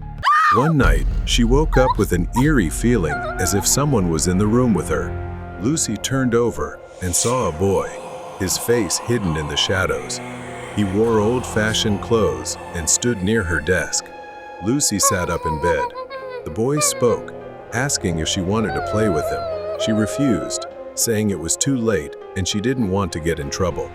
His expression changed. He looked angry. In the blink of an eye, he vanished into the cold darkness of the room. Lucy ran to tell her mother, but she reassured her that it was just a dream. Still, Lucy couldn't shake the feeling that something was wrong with the house. The next night, it happened again, but this time, it was worse. She woke up, unable to move. But this time, it was someone else, a woman in a black dress. She stood on Lucy's bed, her bare feet pressing into the blanket, long nails cracked and jagged. The woman bent down, her tangled hair falling over Lucy's face. She couldn't see her features, her wild hair obscured them. Then the woman stared at her, with hollow, blackened eyes. Her breath, ice cold, brushed against Lucy's skin. Lucy sprang up, threw open the door, and rushed to her sister's room. Her baby sister was still asleep in her crib. She had to make sure she was safe. She turned back to the door and saw the woman slowly stepping toward her. As she passed the window, a flash of lightning struck outside. For a brief second, the woman vanished. With each flicker of light, she reappeared closer and closer. Lucy woke up drenched in sweat, trying to piece together what had just happened. She ran to her mother and told her everything. Her mother's face turned pale as Lucy spoke, but in the end, she simply said it was just a nightmare, a lie one she had been telling since they moved in. Within days, the family moved out. Lucy's mother never gave them a reason. It wasn't until years later that Lucy finally dared to ask. The landlord eventually admitted what had happened in that house long ago. A widowed mother and her 3 children had once lived there. Their family had been happy together. During the Civil War, the mother had become a widow, and she and her 3 children remained in the house for a long time. After her husband died in battle, her mind shattered. In a fit of madness, she killed everyone else in the family right there in the living room, before dragging them down to the water storage room in the basement, the very place they had been warned never to go near. This explained everything Lucy had experienced: the misplaced toys, the shifting objects in her room. The boy Lucy had seen was one of her children, still trapped in the house, searching for a companion or perhaps revenge. And the woman, the one who stood on her bed, was the mother, her spirit twisted by the horror she had committed. Lucy often wondered what would have happened if they had stayed in that house. Would they have become part of its story? Would the woman have done to them what she had done to her own children? She would never know. But sometimes, in the dead of night, she found herself thinking about that house on the hill and the dark secrets it held. Warning in the mirror. The stadium erupted with energy, filled with thousands of cheering, shouting, and clapping fans. It was Nana's first time attending a live football match with her dad, and she was beyond excited watching the game, enjoying popcorn, even though she didn't fully understand the match. Nana finished a large cup of Pepsi and started feeling a tingling sensation in her stomach. She thought she needed to use the restroom. Since the restroom was nearby, she decided to tell her dad she'd go by herself and be back soon. The hallway was now eerily silent and empty. Nana's footsteps echoed against the tiled floor as she approached the women's restroom at the end of the corridor. Just as she reached for the door, a voice. Nana. She froze. That voice. It sounded just like her mother's. She turned toward the flickering light of the narrow passage. There, standing in the dim shadows, was a woman. Mom? Is that you? Nana couldn't see her face clearly enough to be sure. The woman, eerily resembling Nana's mother, insisted on taking her to a cleaner restroom at the end of the hallway. Despite her confusion, Nana felt an inexplicable pull and followed the mysterious woman. The woman walked ahead of her. The flickering lights of the corridor briefly revealed glimpses of her. She wore a long white silk blouse, stained with dark patches. Her hands and legs bore scratches. She led Nana to a small white door, opening it to reveal an old, dimly lit restroom. The mirror on the wall caught Nana's attention. It felt strange. In the dim, flickering light, she saw her mother's face, pale, ghostly skin, eyes wide like an owl, and a chilling smile as Nana stood before the mirror. Feeling uneasy, Nana turned and said, "Mom, can you wait outside? I can't go if you're staring at me like that." The woman assured Nana she would wait and that she had a surprise for her, then immediately shut the door. Nana hesitated but nodded before stepping toward the sink. But when she glanced back at the mirror, her stomach dropped. Her reflection was no longer her own. Instead, Nana saw a terrifying girl about her age, with deep black eyes and an unnaturally wide mouth. Then, the girl's mouth slowly closed, and she spoke to Nana, warning her to leave. She told Nana that the woman outside was not her mother, and urged her to find her father. If she didn't, Nana would meet the same fate as her. Nana wanted to move, but she was frozen with fear as she heard her mother's voice from outside the restroom door, urging her to come out. The girl's eyes wept black ink like liquid, her sobs echoing. She continued warning Nana, telling her that the woman outside was a deranged murderer. The woman outside banged violently on the door. Nana felt trapped, her mind torn between the two opposing voices. The doorknob twisted forcefully, but just in time, Nana lunged forward and locked the door from the inside as the woman outside tried to force it open. Nana collapsed onto the floor, covering her ears and sobbing, "Stop it." "Stop it! Please stop! Dad, help me!" And then, she didn't know when she lost consciousness. The sound of machines filled the air as Nana woke up in a hospital.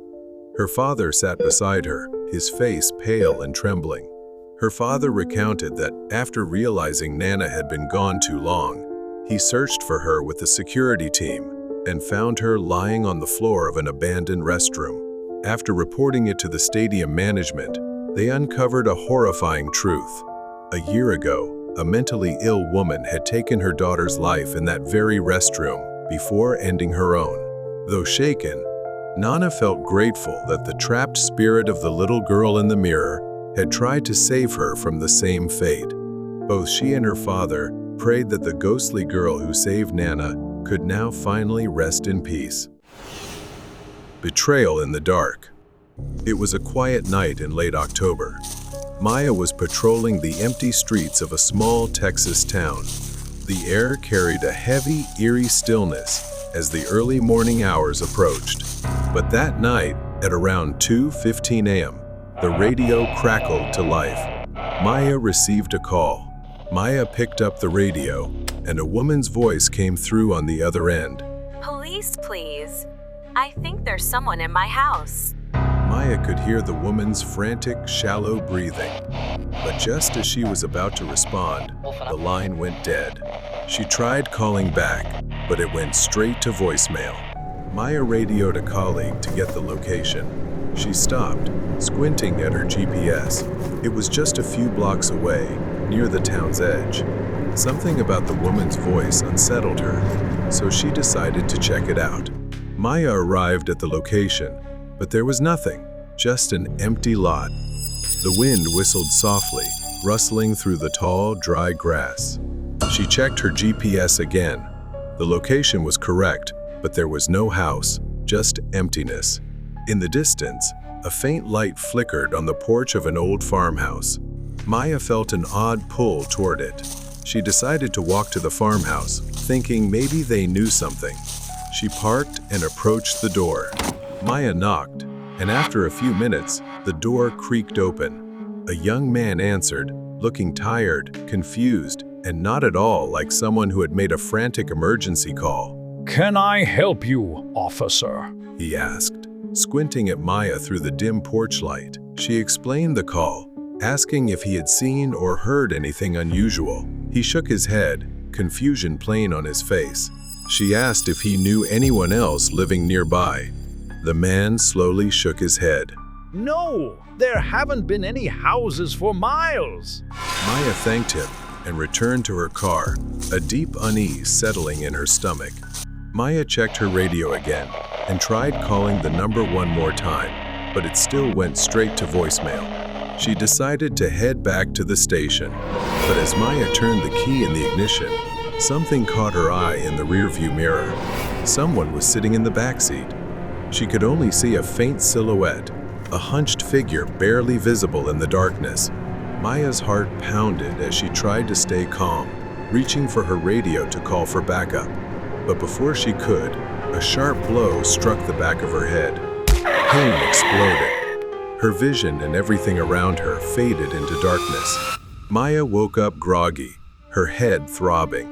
Her hands were tied, and the air smelled of damp wood and rust.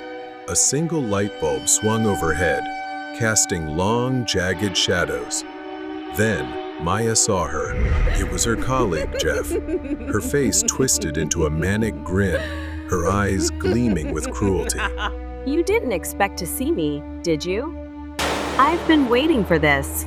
She continued, pacing with a gleaming knife in hand. Do you know how long I had to smile while everyone adored you, Maya? While I was stuck dealing with scraps, she lunged, pressing the blade close to Maya's face, taunting her about always being so calm. She wanted to see just how calm Maya would stay now. The cuts weren't deep, but they stung. Blood trickled down Maya's skin as Jeff mocked her, savoring every moment. Maya waited, biding her time. Jeff's grip on the knife loosened slightly as she got lost in her own rage. When she leaned in too close, Maya struck. She kicked Jeff's shin with all her strength, making her stumble. Maya's hands were still tied, but she used her shoulder to slam Jeff into the wall. The knife clattered to the floor. Jeff was dazed, giving Maya just enough time to grab it. I feel sorry for you, Jeff. Then, Maya bolted. Behind her, Jeff staggered out, screaming Maya's name, but her voice grew fainter as Maya sprinted toward her patrol car. Maya stumbled into the police station, covered in blood but alive. Her colleagues rushed toward her, their faces a mix of shock and concern. Maya told them everything. Jeff was arrested. She sat calmly, as if nothing had happened, but her eyes still carried pure malice. A few weeks later, Maya drove past the place where it all began. But now, she understood. Sometimes the monsters we fear don't hide in the darkness. They stand right beside us, wearing friendly faces. Nightmares behind the mascot outfit. The stadium was filled with energy, and the fans cheered excitedly as the game began. Thomas sat next to his father, not particularly interested, but his eyes kept drifting toward the mascots moving around the field. What caught his attention the most was the Miami Dolphins mascot, a towering, massive dolphin with a gray body and deep-set blue eyes. However, his excitement soon turned into unease as he noticed the mascot's strange behavior and unsettling appearance. The mascot stared directly at Thomas, making him feel dizzy and uncomfortable. He told his father, but his father paid no attention. Feeling uneasy, Thomas lied to his father, saying he needed to use the restroom to get away from the unsettling mascot. Distracted by the game, his father absent-mindedly allowed him to go alone. The stadium restroom was empty when he entered. Thomas locked himself inside a stall, sitting down, trying to shake off the strange feeling in his stomach. The tension in the restroom escalated as someone else walked in. Heavy footsteps approached and stopped right outside his stall. Hello, kid. Thomas froze. I can hear you breathing. Then came a strange, unsettling giggle. He covered his mouth, too terrified to respond or even breathe loudly. The man had a deep, warm voice and kept asking if the boy needed help, insisting that he wanted to play with him. The man's words sent chills down Thomas's spine, but he decided to remain silent. After a while, Thomas thought the man had left, so he finally gathered the courage to push the stall door open. But at that moment, he stopped in his tracks. Thomas saw the mascot's head, but this time, it had fallen off. Now, the mascot's head had been replaced with a man's face. A twisted grin stretched across it. "I'm not a dolphin, kid. You know that," the man said. Thomas panicked, tears welling in his eyes. He turned to run away from the man. Before Thomas could react, the man grabbed him and forced him to the ground. His screams echoed through the restroom, but no one could hear them over the roaring noise of the stadium. The man continued grinning as he pinned Thomas to the ground, holding him in a suffocating grip. But then, in a desperate fight for survival, Thomas heard his father's voice from outside the restroom. The man seemed to hesitate for a moment before releasing Thomas and turning toward the door. Thomas screamed, and at that moment, his father burst in, shoving the man aside and landing several strong blows on him. The man in the dolphin suit tried to flee. He didn't get far. Within seconds, he was tackled, handcuffed, and dragged away while screaming. The next day, the police revealed everything. The man in the dolphin suit was not the real mascot. He had been sneaking into stadiums for years, blending in with the mascots to avoid suspicion.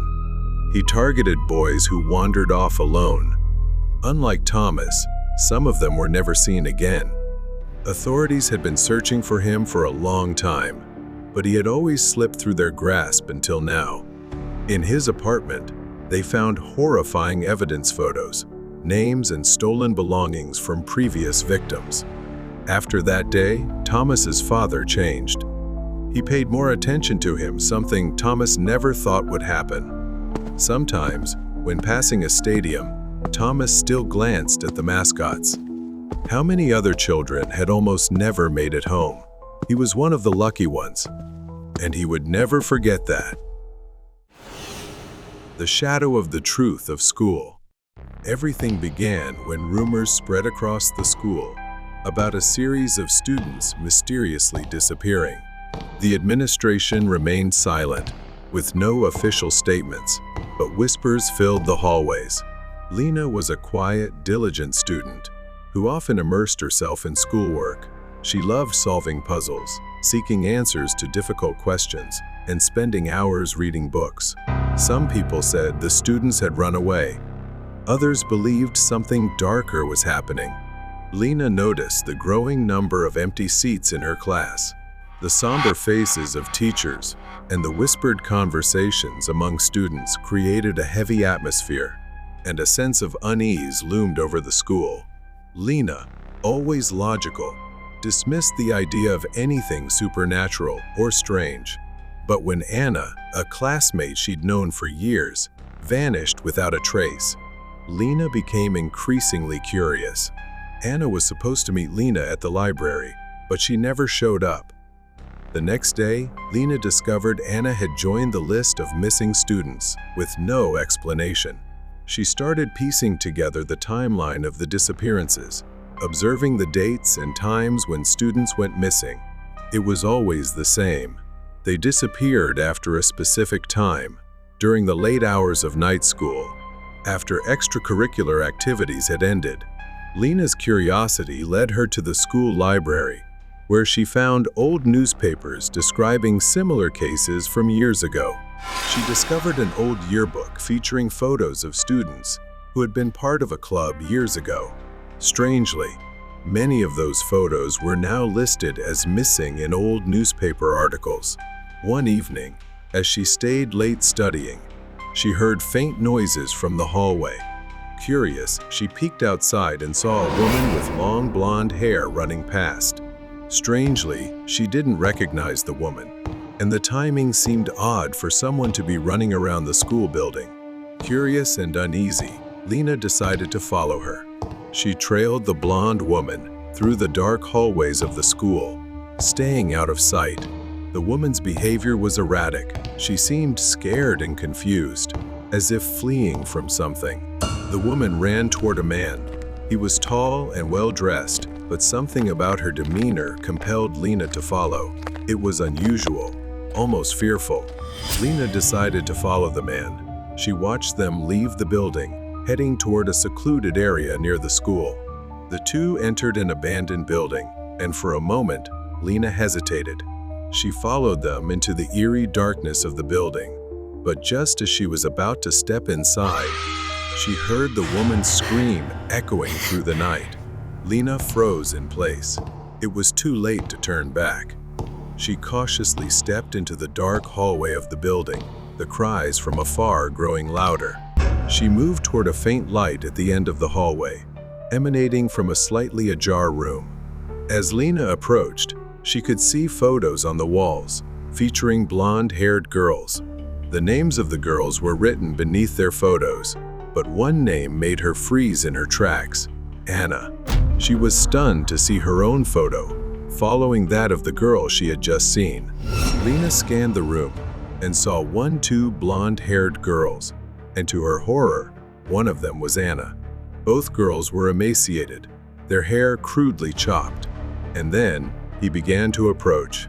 Lena quickly backed away as she heard the man's voice. Anna's voice echoed in the room. Jack, please forgive me. She pleaded, her voice trembling with fear. Lena suddenly realized that this Jack was far from ordinary, and he was not someone she should confront. She needed to stay calm and avoid drawing attention. She decided to quietly leave. She left the abandoned building, found a safe spot, and quietly called the police. In the end, the truth came to light, and Jack was arrested. Investigations revealed that Jack had a troubled past. He was once a boy who was rejected by a blonde girl he loved. Jack was an unassuming, chubby boy with an unremarkable appearance. He confessed his love to a blonde girl, but she mocked him as fat in front of everyone and rejected his feelings. After years of bullying and humiliation, especially that public rejection, his anger grew. His hatred festered, and now, whenever he saw blonde-haired girls, he loathed them. Regardless of who they were, he imprisoned them, cut their hair, and starved them into frailty. Lena felt fortunate to have uncovered the truth early and lucky that she was not the next victim. Along with those who came after, the haunting of invisible ghosts. His name was Henry, and he always enjoyed taking late-night walks. There was something about the stillness that made everything feel simpler. It had been this way for years, a nightly routine for him and his dog, Boss. Henry had been a welder for over 40 years. Now, he was living alone on this large farm. The house, too big for just one person, had felt empty ever since Maria, his wife, passed away. Henry's children had moved out long ago, and after cancer took his wife's life, it was just Henry, left alone with the memories. Tonight, after a long day, Henry decided to take a walk. The cool night air was refreshing, and his dog Boss trotted beside him, his nose sniffing the ground as if searching for something. As Henry made the loop around the house, something caught his eye, a flicker of movement in the second-story window. The bedroom window, the one that belonged to Maria. Henry stopped. For a moment, he thought he saw a shadow, something or someone moving inside. Henry's heart raced, not believing his eyes. He hadn't set foot in that room for years, let alone let anyone else in. Henry stared up at the window, unsure if his mind was playing tricks on him, but something wasn't right. Without hesitation, he rushed inside, Boss close behind, and stormed up the stairs 2 at a time. When Henry reached the bedroom, the door creaked open slowly. The room was empty, exactly as he had left it. Henry's eyes scanned the space, nothing out of place, no signs of anyone being there. Henry felt foolish for overreacting. But that unease, that creeping sensation, stayed with him. Something had been there, Henry was sure of it. The next night, Boss's low growl woke Henry from a deep sleep. He sat up, listening, straining to hear over the pounding in his ears. That's when he heard the creaking of floorboards. Henry's first instinct was to grab his rifle, and he moved into the hallway, raising the gun. A dark figure stood at the end of the hall. A woman, her face obscured by shadows, her hand stretched toward him, fingers unnaturally long. Another night passed. Henry came downstairs early in the morning, only to find the kitchen lights on. He remembered turning them off. Henry grew tense and started calling the police. They searched the entire house, even bringing in the K-9 unit, but nothing turned up. Henry could see it in their eyes.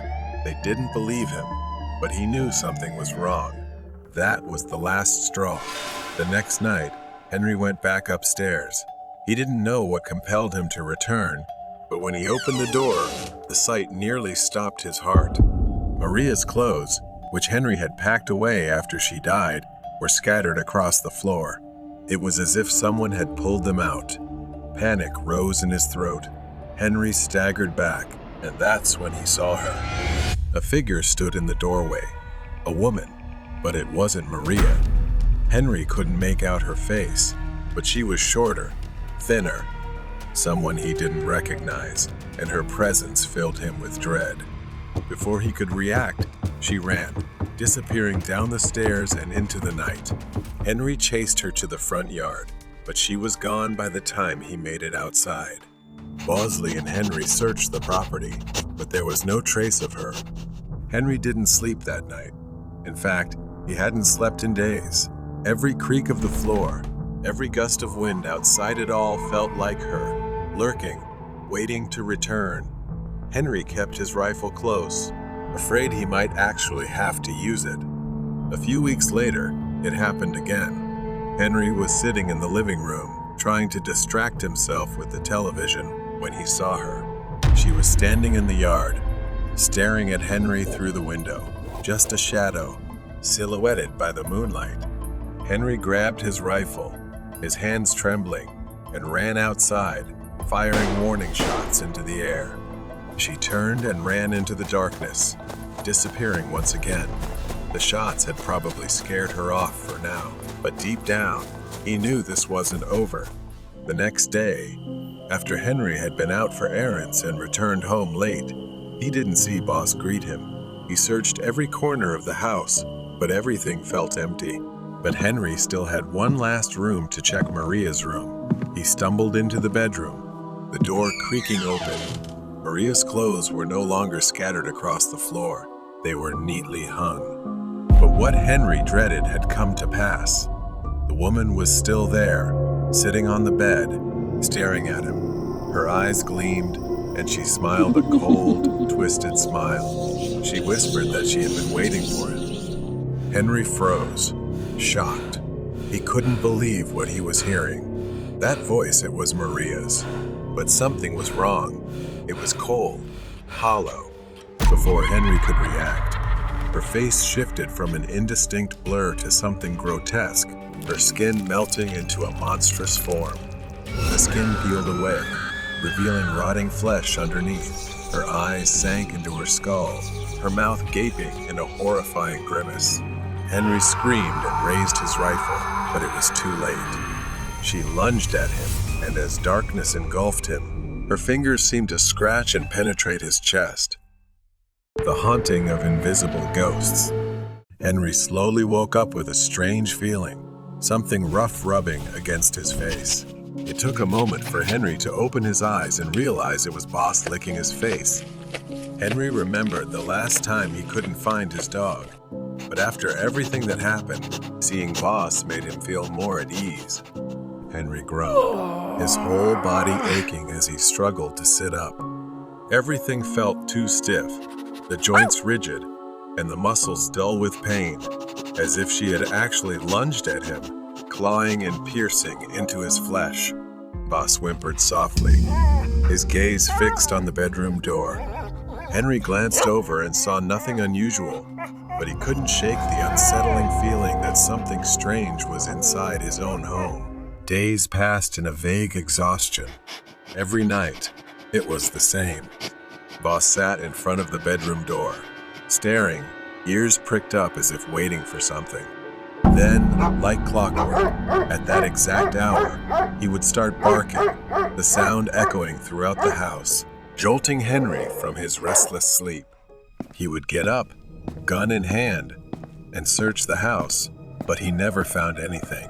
The house remained silent, the darkness unchanged. He tried to convince himself that it was just Boss being protective, or perhaps reacting to something normal outside. One night, the barking started again, more intense than ever. He jumped up, hurried down the stairs, gun at the ready, and froze at the sight before him. There, near the living room window, Mari was standing. Her face was gentle, hair flowing in the wind. Henry was paralyzed, an uncontrollable feeling swelling within him. Henry hadn't seen her in years. For the first time in months, he felt a sense of comfort. Boss fell silent, his barking turning into a faint whimper, as if something wasn't quite right ahead. He slowly approached the window. But then, something changed. Henry stepped back as Mari's gentle form began to fade, her features distorting, as if cracking horribly, her joints twisting grotesquely, unnaturally. Her eyes seemed to darken, sinking into her face. Her mouth stretched into a wide grin, revealing sharp teeth, with black slime oozing through the cracks in her face. He suddenly realized she had come, perhaps deceiving him and appearing in the form of Mari's spirit. He knew that couldn't be his wife. The figure by the window vanished, dissolving into the darkness like smoke. Henry rushed outside, desperately searching for her, or it, whatever he had just seen. He circled the house, calling for Mari, as if somehow she might still be there, but there was no one. As Henry turned the corner of the barn, he suddenly felt an icy chill. The world around him seemed to shift. The night grew unnaturally dark. It felt like the darkness was swallowing the farm. He heard a whisper, soft and mocking. Henry. It was her voice, but distorted and broken, drawing him toward the barn. Henry pushed open the barn door, and there she was again, Mari standing motionless. The whispers grew louder around him. Come home, Henry. It's time. The voice echoed from every direction. The darkness closed in, pulling him to his knees as if hypnotized to obey. Her form began to twist again, skin peeling away, revealing a skeletal grin beneath. The barn door slammed shut behind Henry with a piercing noise, swallowing the faint light of the moon. The air filled with voices chanting Henry's name, full of malice. He stumbled back, desperate to escape, but the ground beneath him gave way, sending him plunging into a deep, cold pit.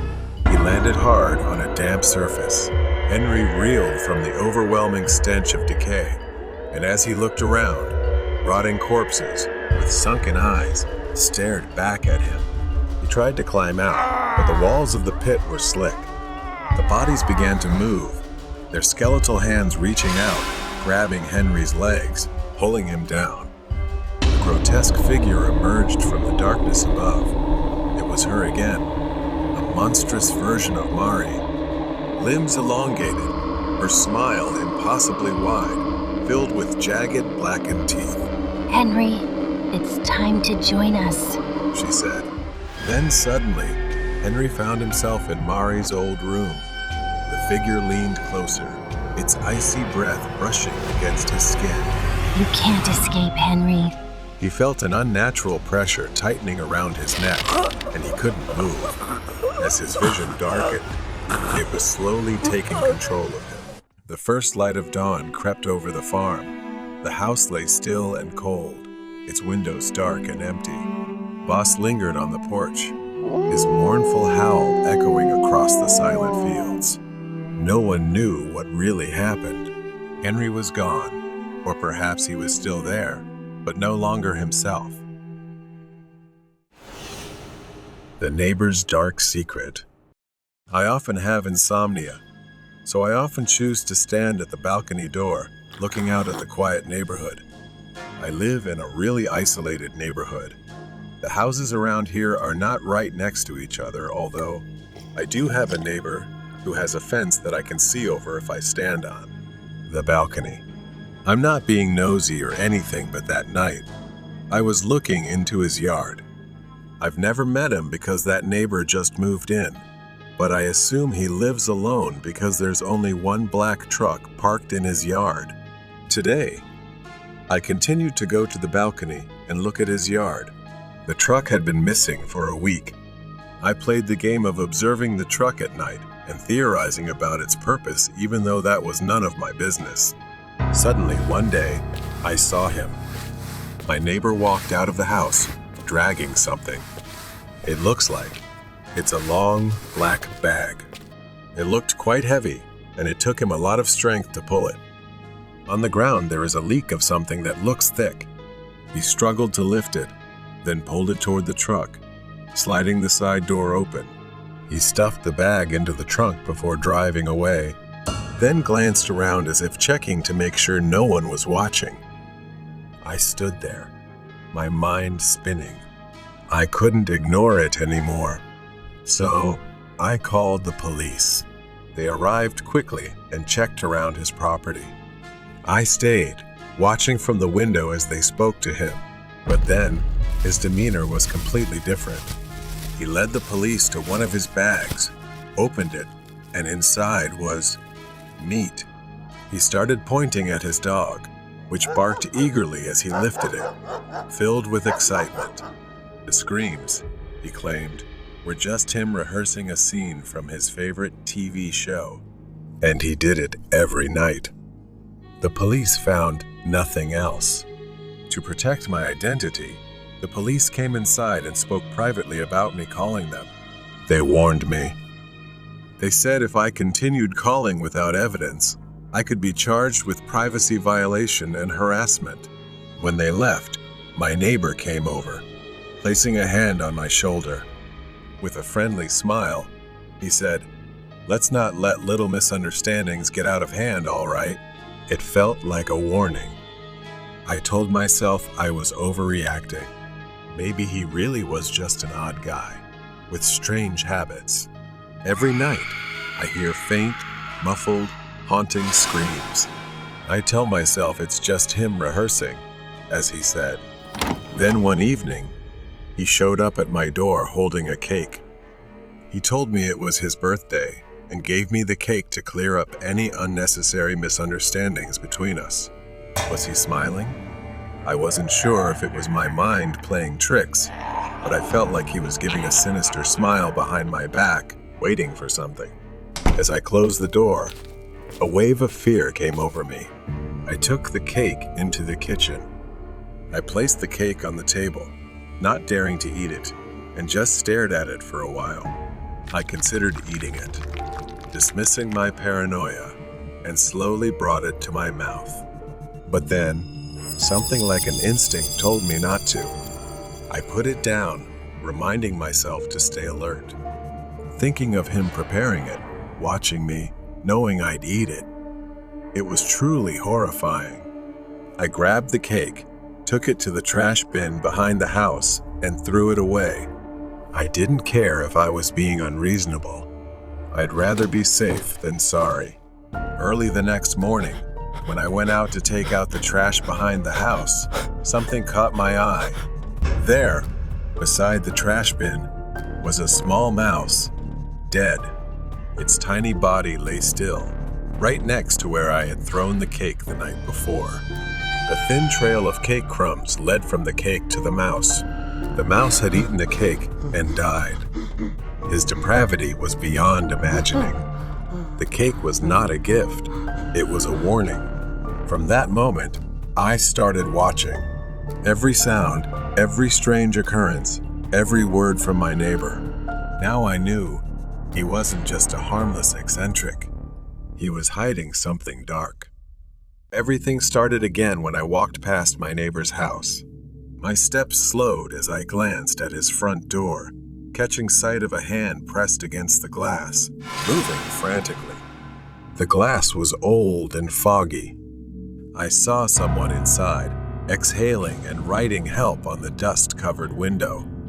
For a second, I turned away, rushing back home. I didn't want to know what was happening behind that door. Back in bed, I couldn't sleep. The image of that pleading face, the desperate scrawl on the window, kept replaying in my mind. The sounds, the black bag, the screams. If I reported this to the police, I knew he'd find a way to cover it up, like he always did. Without evidence, everything would be pointless. I needed a clear and specific plan. I decided to reach out to my friend. I met my friend at the local cafe and explained everything, detailing the strange events and horrific scenes. He looked at me, skeptical, but didn't dismiss it right away. We had known each other for so long, neither of us wanted to believe this was happening. Then he suggested gathering photo and video evidence using advanced technology to avoid detection. I had to do whatever it took to prove my words. Neither of us could imagine what we were about to do next. But I promised him that we would only collect evidence and leave quickly and discreetly. The next morning, I put on a plumber's uniform and a fake mustache, mentally preparing for my decision. I approached my neighbor's door, disguised as a plumber. He opened it, eyeing me strangely, scrutinizing. He glanced at my house, then back at me, asking, "Nick, is that you?" I froze for a moment. I began faking my voice, using a different tone to deceive him, explaining I was sent to check and fix the city's main water pipes. At first, he seemed suspicious and told me to wait a moment before closing the door. I stood outside, not knowing what he was doing inside, waiting and adjusting my glasses. But eventually, he acted friendly and allowed me inside. As I entered, the house was much tidier than I had expected, and nothing suggested he was a murderer. As I pretended to inspect the pipes under his kitchen sink, he stayed close, following me throughout the house. My every move was under his watch. I hadn't anticipated this. His presence was a constant reminder that one wrong move could be my last. I racked my brain for a way to separate myself from him. Then, an idea struck. I asked him to let me check the pipes in the basement, explaining that I needed to inspect the pipes there, adding, "If you come with me, you'll need to be careful. A broken pipe could be very dangerous and make things worse." He hesitated, but finally, he allowed me to go down to the basement alone. I watched his shadow disappear into the darkness. I turned my attention to the house, moving quietly, looking through every corner, hoping to find something out of place. And then I saw it, an edge jutting out along a wall, as if something was being hidden. My fingers brushed along the edge, feeling the rough texture beneath my hand. With a gentle push, the panel creaked open, releasing a foul stench that made me nauseous. I hesitated. Well, would I pro? The smell was nearly unbearable, but curiosity overpowered my fear. I cautiously stepped closer, peering inside. There, in the dim light, I saw a long streak on the floor leading to black bundles that were oozing blood. Then I saw dozens of bodies, skeletal remains intertwined with decomposing corpses. Just as I was about to turn and escape, a cold hand gripped my shoulder. "Hello, my neighbor," a familiar voice whispered in my ear, full of malice. I felt the pressure of his grip tightening, but before I could react, he shoved me forward, standing in front of the door, blocking my only exit. His eyes showed satisfaction. I reached for my phone and pressed the emergency alarm button, just as my friend and I had planned beforehand. He quickly snatched the phone from my hand. Then there was a crackling sound as he crushed it underfoot. I realized I was truly trapped. The police stormed into the house unexpectedly. My friend, true to his word, had taken action when he received my emergency signal. He had told me beforehand that he would alert a trusted officer in case anything happened. The neighbor began to flee, but during the pursuit, he couldn't escape our plan. He was caught and couldn't deny the overwhelming evidence. When I handed over all the footage and he was taken into custody, I lay in the hospital thinking about what I'd been through. I had come closer to death than I ever imagined. I regretted nothing. Dark intentions at Dunkin' Donut. The fluorescent lights flicker above me as I sit on the edge of a narrow bed. The cold walls, the air thick with dust and time. It's been 2 years, but I remember it all as if it happened yesterday. The Dunkin' Donuts shop, the rain, and Jerry. That's where it all began. I worked the night shift at the Dunkin' Donuts in a quiet suburban town. It was a small place, nestled between an old laundromat and a thrift store. I saved what I could, putting money aside each night. It wasn't glamorous, but it was a job, and it kept me going. My sister usually stopped by, but tonight she wasn't there to see me. She was sitting by the window with a guy, her eyes red from crying. I couldn't hear what they were saying, but it was obvious they were arguing. She looked so distressed. He wore an old, worn coat, lingering at the door, watching the place. Tonight, he hesitated at the door, lingering longer than usual. I tried to keep my distance. There was something about him that made my skin crawl. I snapped out of my thoughts when the door creaked open, and Jerry walked in. He was irregular but always so strange. His habit of coming in at exactly 10 p.m. never failed. He shuffled to the counter, but his gaze shifted to my sister, now sitting alone, staring out the window. Jerry leaned in, asking me about her, asking if he could get her number. I clenched my jaw, trying to smile politely, but the sharpness in my voice slipped out. "Leave her alone, Jerry. Just order and go." He chuckled and said, all right, I'll have the usual." He ordered a chocolate donut and hot chocolate, which he always ordered, and went to his usual seat in the corner. I watched him eat, tearing tiny pieces off his donut, his eyes flicking toward me now and then, making me uneasy. My shift ended. It was pouring as I walked home, the streets deserted. But after a few blocks, I started hearing another set of footsteps, echoing mine, stopping when I stopped. I turned around, but no one was there, just the empty sidewalk stretching under the streetlights. I kept walking, faster, but the feeling of being watched stayed with me. I finally made it back to my apartment. I went into my bedroom, letting the silence envelop me. But then I saw him, Jerry, standing across the street, holding a radio. He just stood there, staring at me, the radio pressed to his ear. He pressed his head to it, then suddenly smashed it against his head with a blank, puzzled expression. Blood gushed from his head. I scrambled around the room for my phone to get help, but when I looked back, he was gone. I sat on my bed, staring out the window into the rainy night. Jerry's face kept flashing in my mind. I couldn't take it anymore. I was sick of seeing him every night.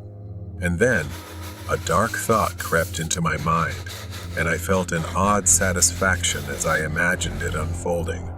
I needed to teach him a lesson, to make him understand he wasn't welcome. The next night, I returned to the shop, stopping at the back to grab some supplies. I picked up a box of donuts, carefully selecting a chocolate one, just like Jerry's usual order. I pulled a small vial from my pocket, a stimulant strong enough to paralyze him for a while. I injected it into the donut, the liquid vanishing into the soft pastry. I carefully placed the donut back in the box, my heart racing as I imagined Jerry's face when he realized what was happening. I returned home and watched the rain fall outside the window. The donut sat on the dresser, a reminder of the plan forming in my head. As I sat there, an odd sense of peace washed over me. I didn't know where this road would lead, but I knew one thing: I wouldn't have to see Jerry's face staring at me anymore. Wouldn't have to endure his unsettling presence lurking on the edges of my life. The next night, I returned to the counter, watching the quiet stream of customers come and go, my mind racing with the plan I had laid out. The donut box sat in the drawer, hidden away, with one specific donut prepared for Jerry. I spent the whole day thinking about it, rehearsing the moment in my mind, imagining his face when he realized what I had done. I checked the clock. Almost 10 p.m. The door opened, and Jerry walked in, moving with his usual unsettling calm. I noticed a new scar on his forehead, a reminder of his strange behavior the night before. He glanced at the menu, but his focus was entirely on me. Then he reached into his pocket and pulled out a wad of cash, throwing it directly at my face. I could feel my anger boiling inside from his action. I reached into the drawer and pulled out the box with the special donut inside. I took him to the table, keeping my face as neutral as possible. He accepted it with a smirk. Then I went back to waiting for what I wanted. I stood still, watching Jerry slowly move his hand to the plate and take out the donut I had prepared for him. He slowly picked it up and intended to enjoy it. I felt very satisfied and happy to be able to witness what was about to happen.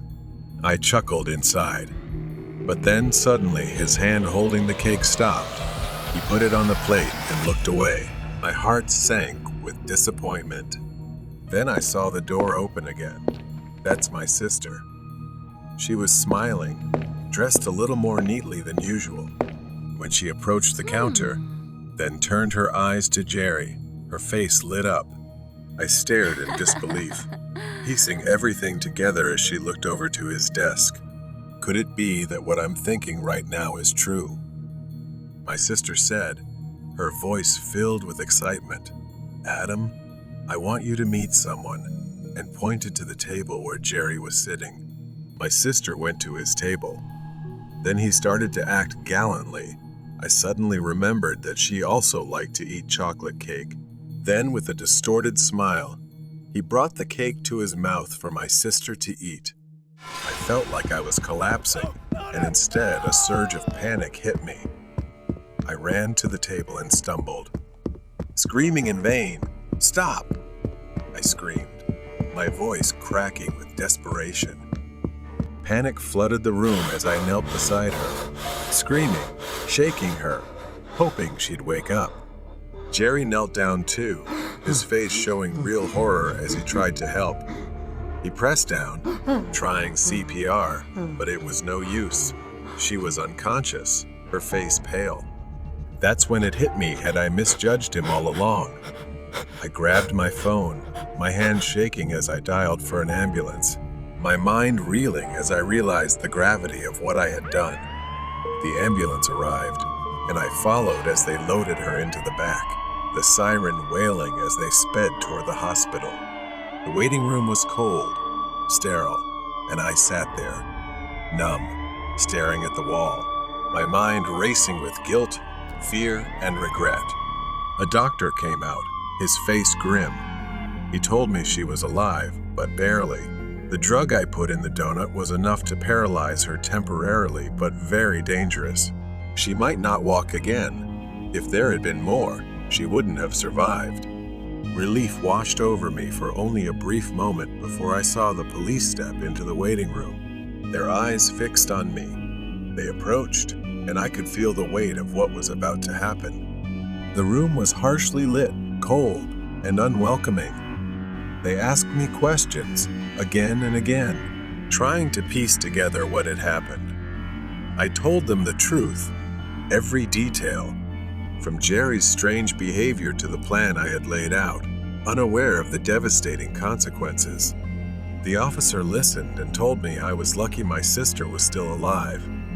But I should not be mistaken. This was premeditated, and I would face the consequences. With the camera evidence and the plots I had schemed, I was now convicted, the weight of my actions bearing down on me as I was led away.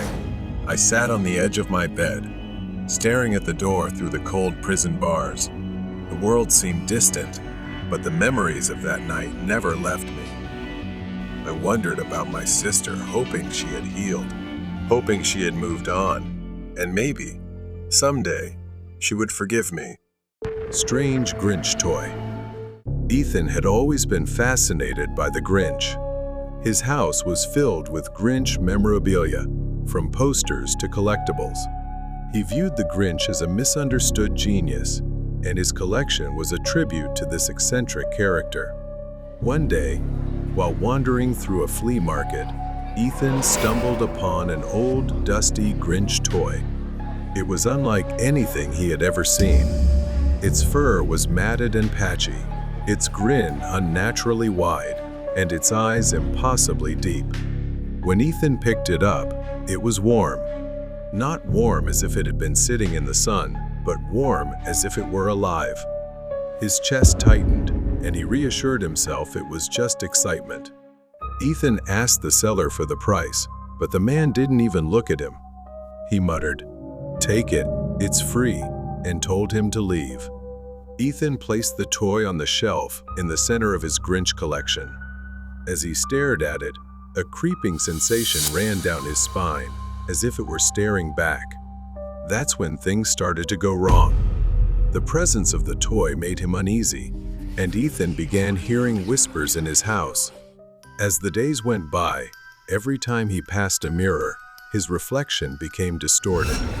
Sometimes his face would morph into a grotesque Grinch-like grin. Before it returned to normal, the decorations around his house seemed different. The Grinch figurines on his shelf appeared to change. When Ethan wasn't paying attention, their grins thinned, their eyes deepened. The whispers grew louder, and everything felt stranger. And then the dreams began to haunt him. In his dreams, Ethan saw him every night, tormented by a taller version of the Grinch. It had patchy green fur, a jagged, wide grin, and eyes glowing with malice. The Grinch watched Ethan from the foot of his bed, whispering things Ethan couldn't understand, but one phrase stuck with him. "Come with me." Ethan woke up drenched in sweat, his heart racing. He couldn't shake the feeling that something was terribly wrong. His obsession with the Grinch now seemed to control him. That's when Ethan began digging. He needed answers and spent days researching, scouring obscure forums and books dedicated to Christmas folklore.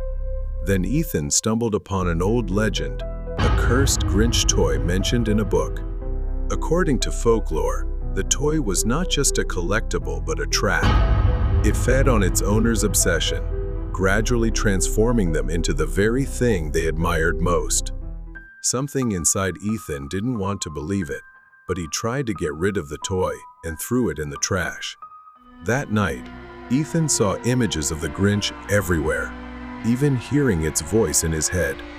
The whispers were no longer vague but became clearer. "Let me in," Or, "You are part of me now." but the next morning, it was back on the shelf. Ethan tried burning it, but the toy reappeared, its grin even wider. Each failed attempt to destroy it only deepened his fear and obsession. Ethan lost his mind on Christmas Eve. That was the last time he truly saw himself. This time, however, it wasn't Ethan in the mirror, it was the Grinch. Then it morphed back into his face, but it was stitched at the edges. His body trembled as he began to feel something changing inside him. Ethan screamed and punched the mirror. That was when he realized he was no longer just seeing the Grinch. He was becoming the Grinch. In a moment of madness, Ethan stood in the bathroom, staring into the mirror with a knife in his hand, blood dripping from his cheek. Now, Ethan's face bled from the wound as he carved the grin deeper. His obsession had pushed him beyond the limits of sanity. When he woke up, he was in a psychiatric hospital, surrounded by doctors and nurses who deemed him dangerous. He had harmed himself. They couldn't comprehend the curse that had consumed him. His neighbors had brought him there due to his madness. They mocked him, calling him Grinch, not realizing that what Ethan saw was real.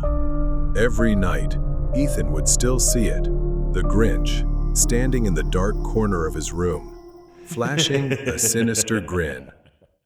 Horror story about the rocking chair. My name is Jonathan, and there was a time when I frequently experienced severe sleep disorders.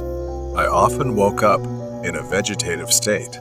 Every time I lay down to sleep, nightmares would come.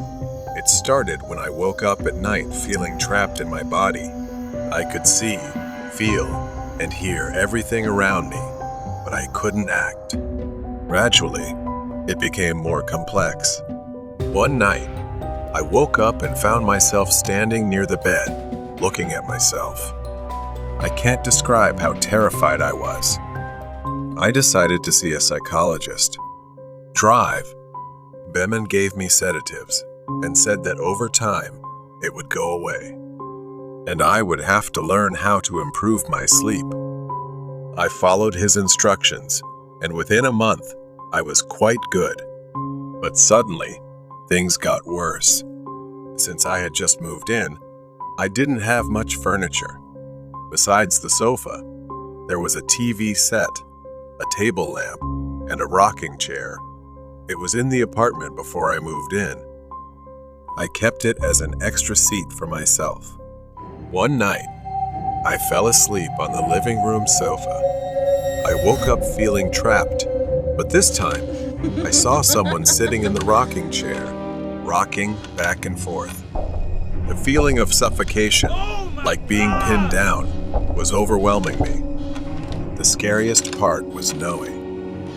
I was awake, but also knowing I was seeing something that didn't exist. I saw a woman, around 70 years old, and there was no one else in the apartment but me. She didn't face me or make any sound, just rocking back and forth. It must have been my imagination because as soon as I snapped out of that state, the woman disappeared. I went to see my psychologist and talked about it, and he also said it was just a hallucination. I learned to meditate before going to bed because it would help my sleep, and I did it for a few weeks. I felt reassured that I had stopped experiencing these things until one night.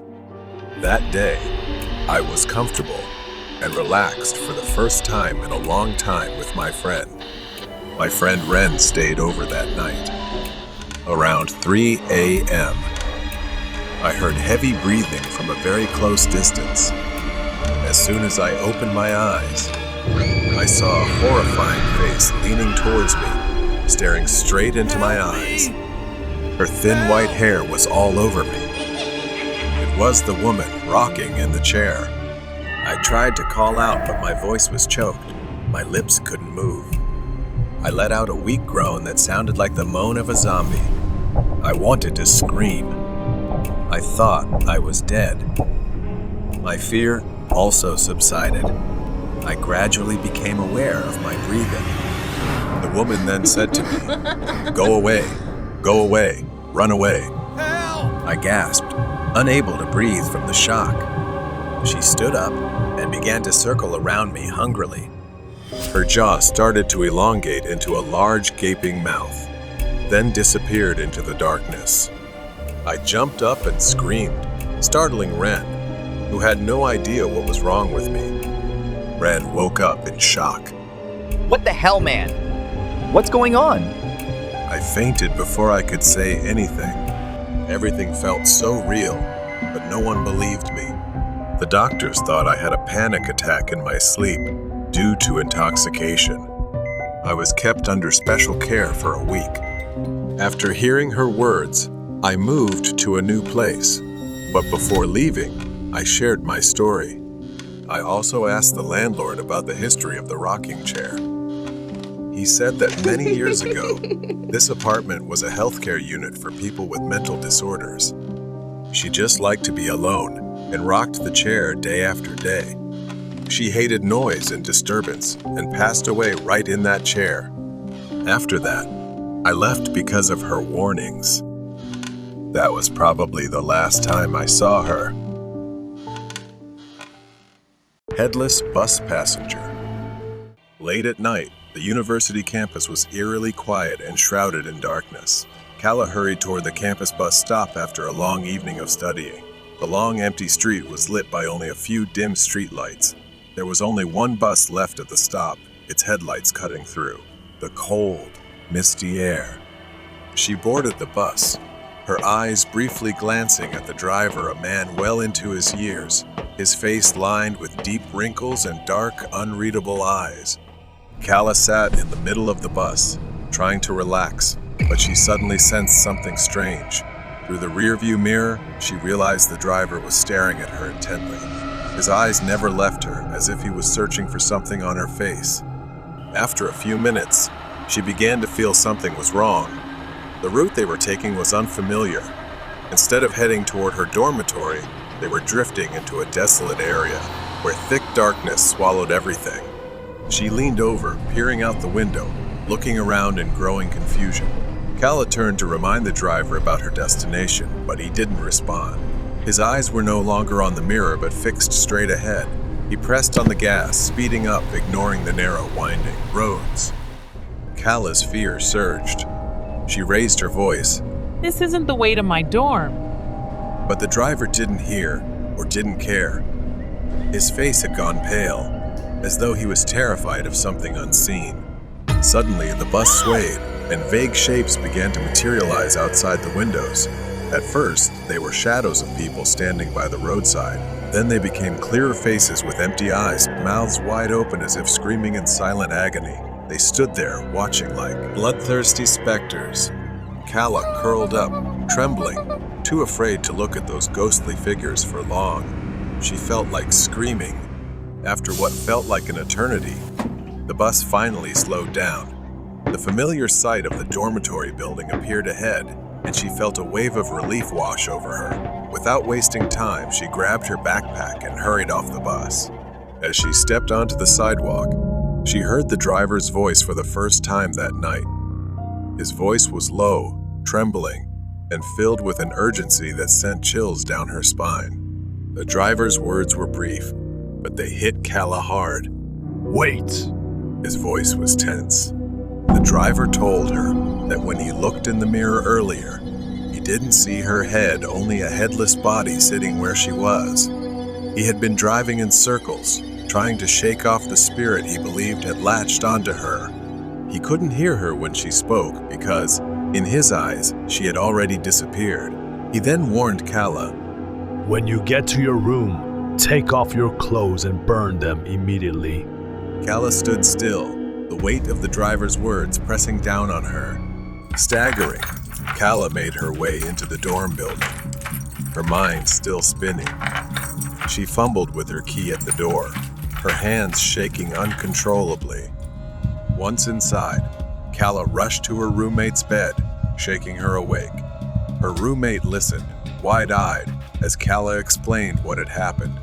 Without hesitation, Kala frantically began taking off her clothes, her movements hurried and desperate. She gathered them into a pile, staring at them as her mind replayed the driver's warning. With trembling hands, Kala picked up the clothes and went to the bathroom. She struck a match and dropped it onto the pile of fabric. The flames quickly consumed the clothes. But had it really ended? She returned to her room, exhausted, lying down on her bed, but unable to shake off the lingering terror. The room was silent. Only the sound of her and her roommate's breathing filled the space. The next morning, sunlight poured in, as if to dispel the previous night's fear, but unease still clung to her. She stood before the mirror, seeing herself clearly. Her head, her eyes, and her entire body, but her gaze was far from peaceful.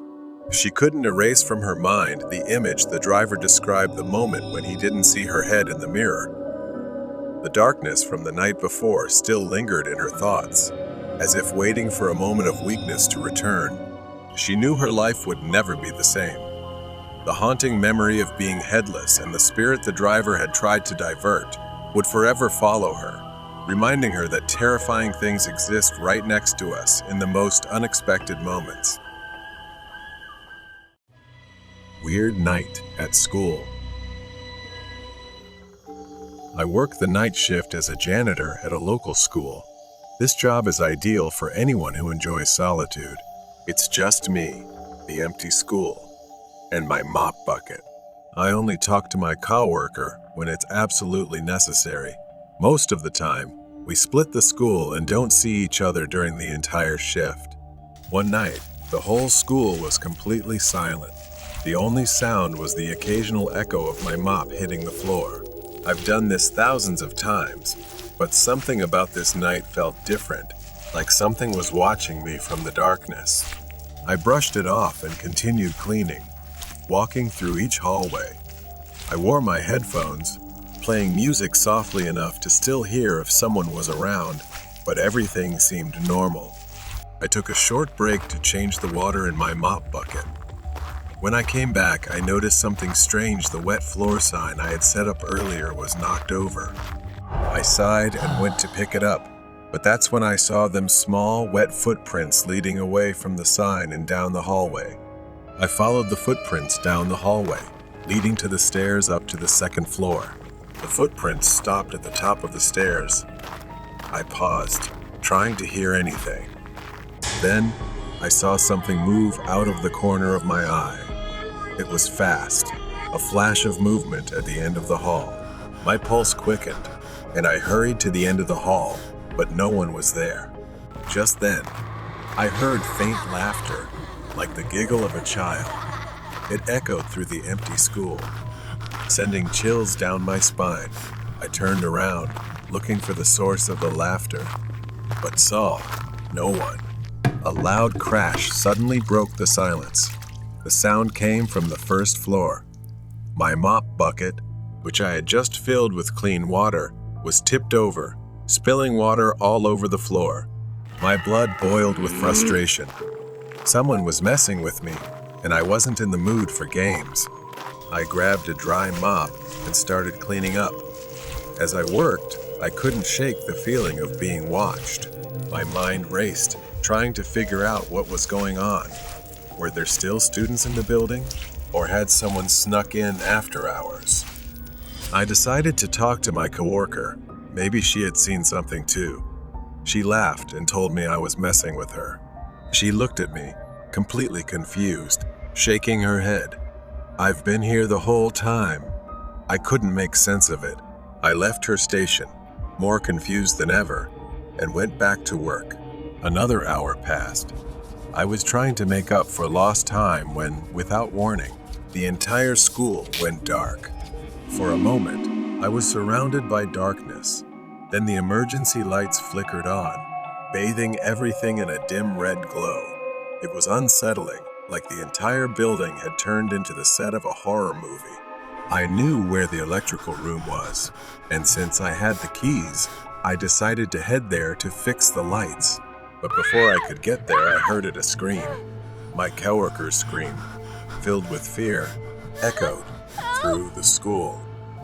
I ran toward the electrical room, fear rising inside me. When I reached the door, I noticed it was slightly ajar. My heart pounded in my chest. When I pushed the door open, expecting to see my coworker inside, instead, there was a figure standing in the darkness. I couldn't make out who it was, but something was wrong. My blood ran cold as the figure moved closer, its movements unnatural, almost jerky. I reached for my phone, but before I could pull it out of my pocket, the figure lunged forward and slammed the door in my face. Panic overwhelmed me. I staggered back. I had to get out of there. I ran, my legs moving faster than ever. I needed to find my coworker. When I reached her area, her mop bucket was lying in the middle of the hallway, but she was gone, no sign of her. I called out her name, but there was no reply. The only sound was that faint laughter again, echoing through the empty hallway. The whispering froze me in place, my heart pounding in my chest. I quickly turned around, gripping the mop handle tightly, ready to defend myself. I started walking again, my steps slow and cautious, my senses on high alert. This wasn't just a prank. Something was happening here, something I couldn't explain. I went up to the second floor, where I had heard the laughter earlier. As I ventured further down the second floor hallway, I noticed something strange. The wet footprints, the same ones I had seen earlier, were back. I froze, staring at the small, wet prints that seemed to be coming toward me. I ducked into the nearest classroom, slamming the door behind me. I leaned against it, trying to catch my breath, my hands trembling. The silence was suffocating, pressing in on me from all sides. That's when I saw the blackboard. Written in large, jagged letters were the words, "Hello." I hadn't seen that before. Someone had been in here, but I hadn't heard anyone enter. Suddenly, I heard the door rattling. Something was trying to get in. The doorknob twisted hard, and the door shook as if someone or something was pounding on it. I backed away, gripping the mop handle like a lifeline. The banging stopped. Silence returned, but the tension in the air remained. I slowly crept toward the door, pressing my ear against it. Nothing. I reached for the doorknob, turning it as gently as I could. I cracked the door open just a little and peeked out into the hallway. I cautiously stepped out, looking around for any sign of movement. I had to find my coworker. I couldn't stay in this school alone any longer. I started walking down, and just then, from where I stood, I saw a shadow at the bottom of the stairs. It didn't move, just stood there, a dark figure faintly illuminated by the red emergency lights. I squinted, trying to make out the shape. It was small, like a child. As I got closer, I could see more clearly a young boy, maybe 13 or 14, standing with his back to me, wearing a torn school uniform. I reached out, hesitating for a moment before speaking. "Hey, are you okay?" The boy didn't respond. I took another step, my hand trembling as I reached out to touch his shoulder. The boy's face was a grotesque mask, pale, soulless eyes, blood dripping from his nose, and a wide, twisted grin. My heart nearly stopped. The child let out a piercing scream that echoed through the staircase, a sound so shrill it felt like it was tearing through my skull. I stumbled back, dropping the mop. My legs felt weak, but I forced myself to run. I sprinted down the hallway, gasping for breath. I didn't care where I was going. I just needed to get out. The hallway seemed to stretch on endlessly in a horrific way. I burst through the double doors into the gymnasium, slamming them shut behind me. The gym was pitch black. I backed away from the door, my body shaking with fear. The footsteps stopped. The doors stayed closed. For a brief moment, I thought I was safe. But then, from the far corner of the gym, I heard a ball bouncing. There, in the far corner, the boy stood, his face still twisted in that grotesque grin, holding a basketball and slowly bouncing it on the floor. Then the boy whispered, "Hello," his voice echoing in the empty space of the gymnasium. I backed away, my legs trembling. The child took a step forward, then another. Each step was slow, deliberate, as if he was savoring the fear he was causing. I didn't think anymore. I bolted, running as fast as I could toward the parking lot. My legs felt like they could give out at any moment, but I kept running. I didn't stop until I reached my car. My hands shook as I fumbled with the keys, finally unlocking the door and jumping inside. As I started the engine, I looked back at the school. In one of the second-floor windows, I saw the child standing there, staring down at me with that twisted grin. I floored the gas and sped out of the parking lot. The image of that child burned into my mind. I didn't go back the next night. I never went back there again. Haunting on the midnight train, the town lay deep in the mountains, with old houses scattered about. and streets filled with whispers of long-forgotten stories. One of those mysterious tales was about the midnight train. For many years, no one dared to board the train, but I was not like them. I was the kind of person who believed that fear was for those not seeking answers. On that cold winter night, I decided it was time to confront the truth myself. I arrived at the train station just before midnight. The platform was empty, the old wooden benches creaking under the weight of the cold wind. Flickering lights cast strange shadows. The ticket counter was manned by an elderly station master, his eyes glancing at me with a mix of concern and pity. "Are you sure about this, son?" I nodded, smiling confidently at him. "It's just a train ride. I'll be back." The station master sighed and handed me the ticket. I caught a glimpse of him muttering a small prayer as I walked toward the platform. The slow minutes dragged on as I waited.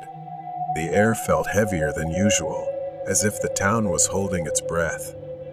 Then, in the distance, I heard the whistle of a train, its headlights slicing through the darkness like two eerie eyes. The train stopped before me, its peeling black paint and dirty, soulless windows. The door creaked open, inviting me inside. I hesitated for a moment, but then took a deep breath and stepped inside. The flickering lights cast long shadows across the old seats. The air was thick with dust and something else, something I couldn't quite identify. A feeling unnatural. As I walked down the aisle, I realized the train was empty.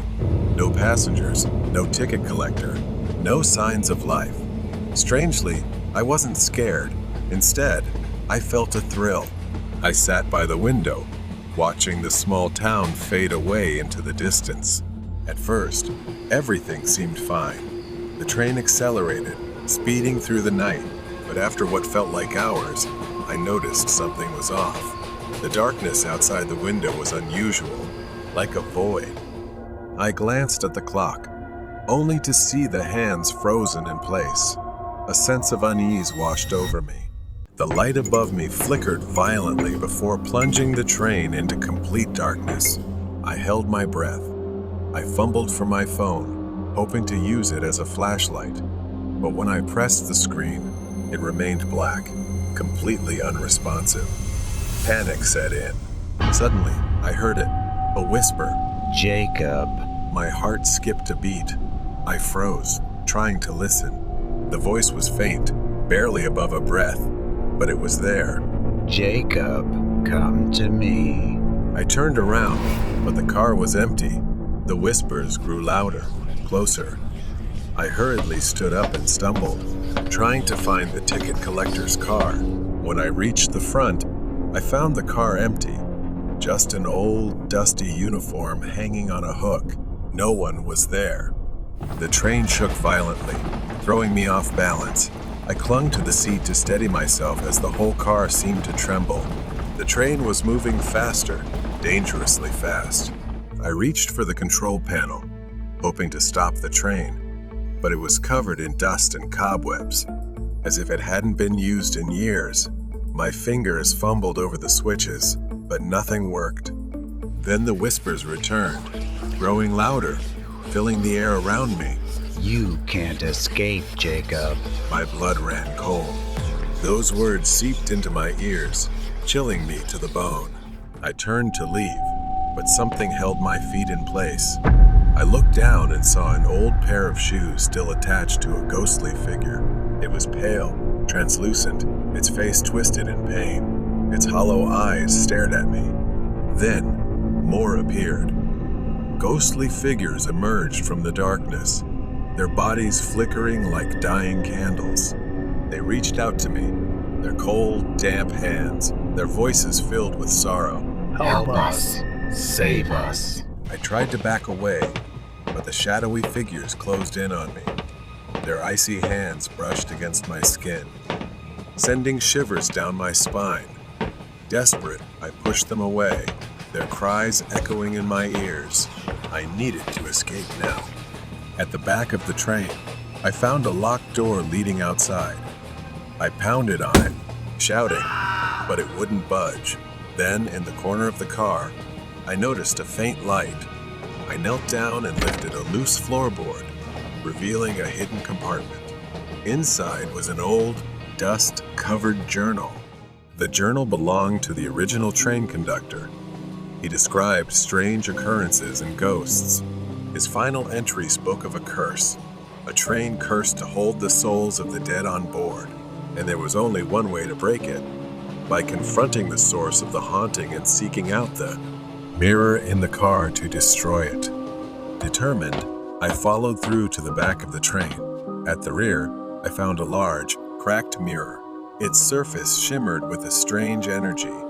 Looking into it, I saw the faces of trapped souls reflected in the glass, their eyes filled with sorrow. Its shape shifted and swirled. Terror engulfed me, but I couldn't let it win.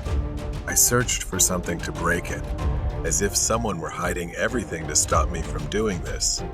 I decided not to wait, reaching out with trembling hands, and punched the cold glass. The figure screamed a piercing scream as the mirror shattered into 1,000 pieces. The ghastly shadows around me began to fade, their faces peaceful as they were finally freed. The train also started to slow down. I staggered onto the platform, my heart still racing, my body aching from the ordeal. The town, now bathed in the gentle light of dawn, returned to its quiet state. As I looked back at the train, it was now just an old locomotive. The station master was waiting for me on the platform, a pleasant smile of relief understanding what I had accomplished as he left. I nodded, too exhausted to speak, but grateful to be alive. I had freed the trapped souls on the midnight train, and I knew I would never forget the terror I had faced. The midnight train had become legend, but the memory of that night would stay with me forever. Mysterious masked person. The house was peaceful under the moonlight, and it seemed like it would be a simple summer week without my parents. They trusted me to take care of everything, and so far, I had been enjoying video games, staying up late every kid's dream. Around 11 o'clock p.m., I was lounging on the couch, absorbed in my game. My phone buzzed beside me. A message from an unknown number popped up on the screen. Hi. I frowned. Who was this? I asked, but the reply came instantly, mixed with irritation and aggression. You don't know who this is? I tried explaining that I had just gotten a new phone and lost my contacts, but the angry messages kept coming. I assumed it was a prank and put my phone on silent, returning to my game. I wasn't sure how much time had passed, but I was startled by a sound, a knock on the bedroom window. At first, I thought I was imagining it. It was late, and I'd been alone for days. Maybe my mind was playing tricks on me. Still, I cautiously moved to the window, pulling the curtain aside. Nothing, just an empty yard. But I knew I'd heard something. I pulled out my phone, intending to call my mom, when I noticed several unread messages from the same unknown number. The last one sent chills down my spine. I'm here. I froze. My heart pounded in my chest, each beat louder than the last. I immediately tried to call my mom, but the screen flashed, no signal. No way. We always had good reception here. I ran to the back porch and listened. Maybe, just maybe, someone was crying for help. I had years of self-defense training, and despite the fear surging through me, I was ready to defend myself. This could be a setup, a trick. I grabbed an old baseball bat from the garage and stepped into the backyard. The night was eerily quiet, which made me even more uneasy. I walked toward the edge of the trees, sweeping through the shadows. I shouted into the night, trying to sound confident, demanding who was there and telling them not to mess with me. Suddenly, a flashlight flickered, shining straight at me from deep in the woods. Whoever was holding it was too far for me to see their face, but they were trying to get my attention. The light went out as quickly as it had come on, and the screaming started again, this time more desperate. I slowly made my way toward the spot where the light had appeared. As I got closer to the trees, my heart pounded louder than my footsteps. The woods were dense, with towering trees casting deep shadows. I knew I shouldn't be doing this, but I couldn't stop. I yelled out, asking where the person was. A voice answered from somewhere ahead, a faint whisper saying, "Here, help me." I stepped deeper into the woods. My grip tightened around the bat, and my legs felt heavy as I moved forward. I saw a figure. My voice trembled as I asked if it was the person calling for help. The figure didn't answer. Instead, it started moving. In a split second, I realized this wasn't someone tied up. This was someone alive, and they were running toward me. Panic surged through me, and something inside screamed at me to get away to save my life. I didn't know how, but I ran. I slammed the porch door behind me, locking it, then sprinted to my room, slamming the door shut. The knocking started again, first at the front door, then at the window. It was relentless, as if he was trying to break in from every corner. He wasn't playing anymore. He was hunting me. I heard the sound of glass shattering from the living room. My heart raced as I realized he was inside. Footsteps echoed through the house, slow and deliberate. He was looking for me. I hid behind the bedroom door, gripping the bat. I held on so tightly my knuckles turned white. The footsteps grew closer. I could hear his breathing just outside my door. The door creaked open, and I saw the wolf mask peeking out. He cautiously stepped inside, unaware that I was right behind him. In that split second, I swung the bat as hard as I could. It slammed into his head. He collapsed to the ground, and I didn't stop. I swung over and over until I was sure he wouldn't get up. The house was now quiet after the chaos. Inside, everything was still. The intruder in the wolf mask lay motionless on the floor, while I stood over him, panting, hands shaking as I gripped the bloodied bat. I stared down at the man, his body sprawled across the floor. The wolf mask, now cracked, still covered his head, hiding his face. For a moment, I froze, unable to process what I had just done. My phone still had no signal, but I needed help. I needed to get out of there. I rushed to the landline in the kitchen, my hands trembling uncontrollably as I dialed 911. I struggled to find the words, pressing the phone tightly to my ear, trying to calm down. I glanced back at the hallway leading to my bedroom, terrified that the masked man would get up again. The distant sound of sirens broke the silence of the night. Red and blue lights flickered across the walls as the police car stopped in front of the house. Their grim faces approached the door as I shakily opened it. The officers stepped inside, examining the broken glass, the signs of a struggle, and finally, the man lying on the floor. One officer knelt down, checking for a pulse.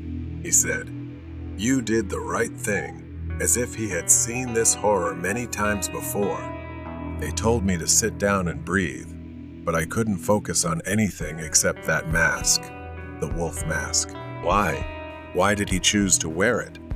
The unconscious man was lifted onto a stretcher. His mask still hadn't been removed. My mind was still reeling from the events that had just unfolded. The next morning, I was at the police station. The officers asked me about the man, whether I had ever seen him before. I shook my head, explaining the messages, the strange knocks, and the wolf mask. Then, they told me his name was Thomas, and he had been on the run for years. A detective handed me a file filled with old newspaper clippings and photographs. The story they told me was chilling. Thomas had a disturbing past. Years ago, he had committed a series of home invasions in nearby towns. He would stalk his victims for days, learning their routines before making his move, and he always wore a mask to cover half his face. But it wasn't just any mask. The wolf mask had become his signature. In every report, survivors described the same thing: A tall man in a wolf mask, terrorizing families, always escaping before the police could catch him, until now. The final piece of the mystery was revealed when the detective, now more familiar with Thomas's case, explained why he chose the wolf mask. The detective slid a newspaper article toward me. It had a blurry photo of the wolf mask next to a headline that read, "Wolf Stalker Evades Capture." The detective said the wolf represented a predator, a cunning hunter. Thomas saw himself as the wolf, and his victims were the prey. It terrified me to think about how long he might have been watching me, waiting for the perfect moment to strike. He had been toying with me, like a wolf plays with its prey. That night, back home, I sat alone in the living room, the faint hum of the TV filling the silence. My parents wouldn't be leaving me alone for a long time after this. The mystery of why he wore the mask had been solved, but the fear of that night still lingered. I didn't know if I would ever feel truly safe again, but one thing I did know, I would never forget the image of that cracked wolf mask lying on the floor. Pharmacy obsession. It was a quiet evening. Lily had been working as a pharmacy technician for a few years. It was a simple job, filling prescriptions and dispensing medications. The pharmacy had its regular customers. Some were friendly, while others were a bit odd, but everyone got used to them. Joe was one of those regulars, a man in his mid-30s who came by often. He stood out with his long, disheveled hair and eccentric clothing. Lily had seen Joe and his elderly mother many times. She was always his caretaker, bringing Joe in to get his medication. The mix of drugs he needed included antipsychotics, antidepressants, anti-anxiety meds, and a type of medicine for infectious diseases. Joe always complimented Lily and called her Kitty because she wore a pink bow hair clip. It was harmless, though strange. Lily would politely smile, chat, and give him his medication. He never made her feel unsafe. One day, Joe's mother came alone. She looked tired, older than before. She told them that Joe wasn't well. He had stopped taking his antipsychotic medication and was becoming unpredictable, sometimes even aggressive. She could no longer control him. The court had declared Joe unfit to make decisions, so he was admitted to a mental health facility. Lily felt a bit sad, missing the familiar face, but relieved knowing Joe was being taken care of. For months, they didn't see Joe. The facility's staff regularly picked up his prescriptions, and life at the pharmacy went on as usual. Then, one Friday night, everything changed. It was late. Only she and another female colleague were working. The store was quiet, as it often was on Friday nights. Lily was reading a magazine at the counter. Then, she heard a voice. "Hey, Kitty." At first, she didn't look up. After all, she wasn't Kitty, and she figured someone in the store was talking. But then the voice came again, angrier this time. "Kitty!" Suddenly, a bloodied hand slammed onto the counter in front of Lily, startling her. It was Joe, but something was wrong. He was bleeding heavily. The counter was smeared with Joe's bloody handprint. His face was pale, his eyes wild, like he had lost his mind. Her heart raced, and she slowly backed away from him. Lily's colleague, Jane, hurried over, concerned, asking what Joe was doing there since his medication had already been picked up on Tuesday. Joe didn't answer. He just kept staring at Lily, his voice soft but filled with dangerous intensity. He said he wanted to see Kitty and that he missed her. He started moving toward the waist-high door that separated the pharmacy counter from the rest of the store. Panic rose in Lily. Jane tried to calm him down, but Joe kept repeating the same demand, saying he wanted to see Kitty and telling Lily to come closer. She shook her head, fear rising inside her. She refused Joe, saying she couldn't come closer, but he didn't stop, beginning to cry and then scream. He started climbing over the counter, his bloody hands gripping the edge, leaving deep red stains on the white surface. Jane realized things were getting out of control and told Lily to hide in the storage room. Lily slammed the door shut and locked it, listening as Joe's voice turned into full-blown screams. He was throwing things all over the store in a frenzy, grabbing whatever he could reach. Blood spattered over bottles and shelves. Jane called the store manager and quickly phoned the police. Through the crack of the door, Lily could see the chaos. A few customers had gathered, staring in shock. One of them moved as if they were about to intervene. Both Lily and Jane shouted together, "Don't touch him!" because Joe had an infectious disease, and his blood was everywhere. Anyone who touched him would be at risk of infection.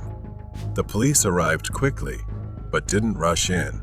They were wearing full protective gear, gloves, masks, and all because of Joe's blood. They cautiously approached him. At first, he resisted, screaming for Lily. But finally, the police managed to sneak behind him and sedate him. Joe collapsed to the floor, unconscious, and his bloody rampage was over. The store had to be closed. A specialized cleaning crew came to disinfect everything. A few days later, after the store reopened, Joe's mother came by to apologize. Joe was then transferred to a higher security facility where he would be more closely monitored. The smell of blood and the fear still lingered in Lily's memory. She hadn't seen Joe since that night. She heard that Joe's mother had considered suing the care facility for negligence, but she didn't follow up on what happened next. She just continued her work, but she would never forget him.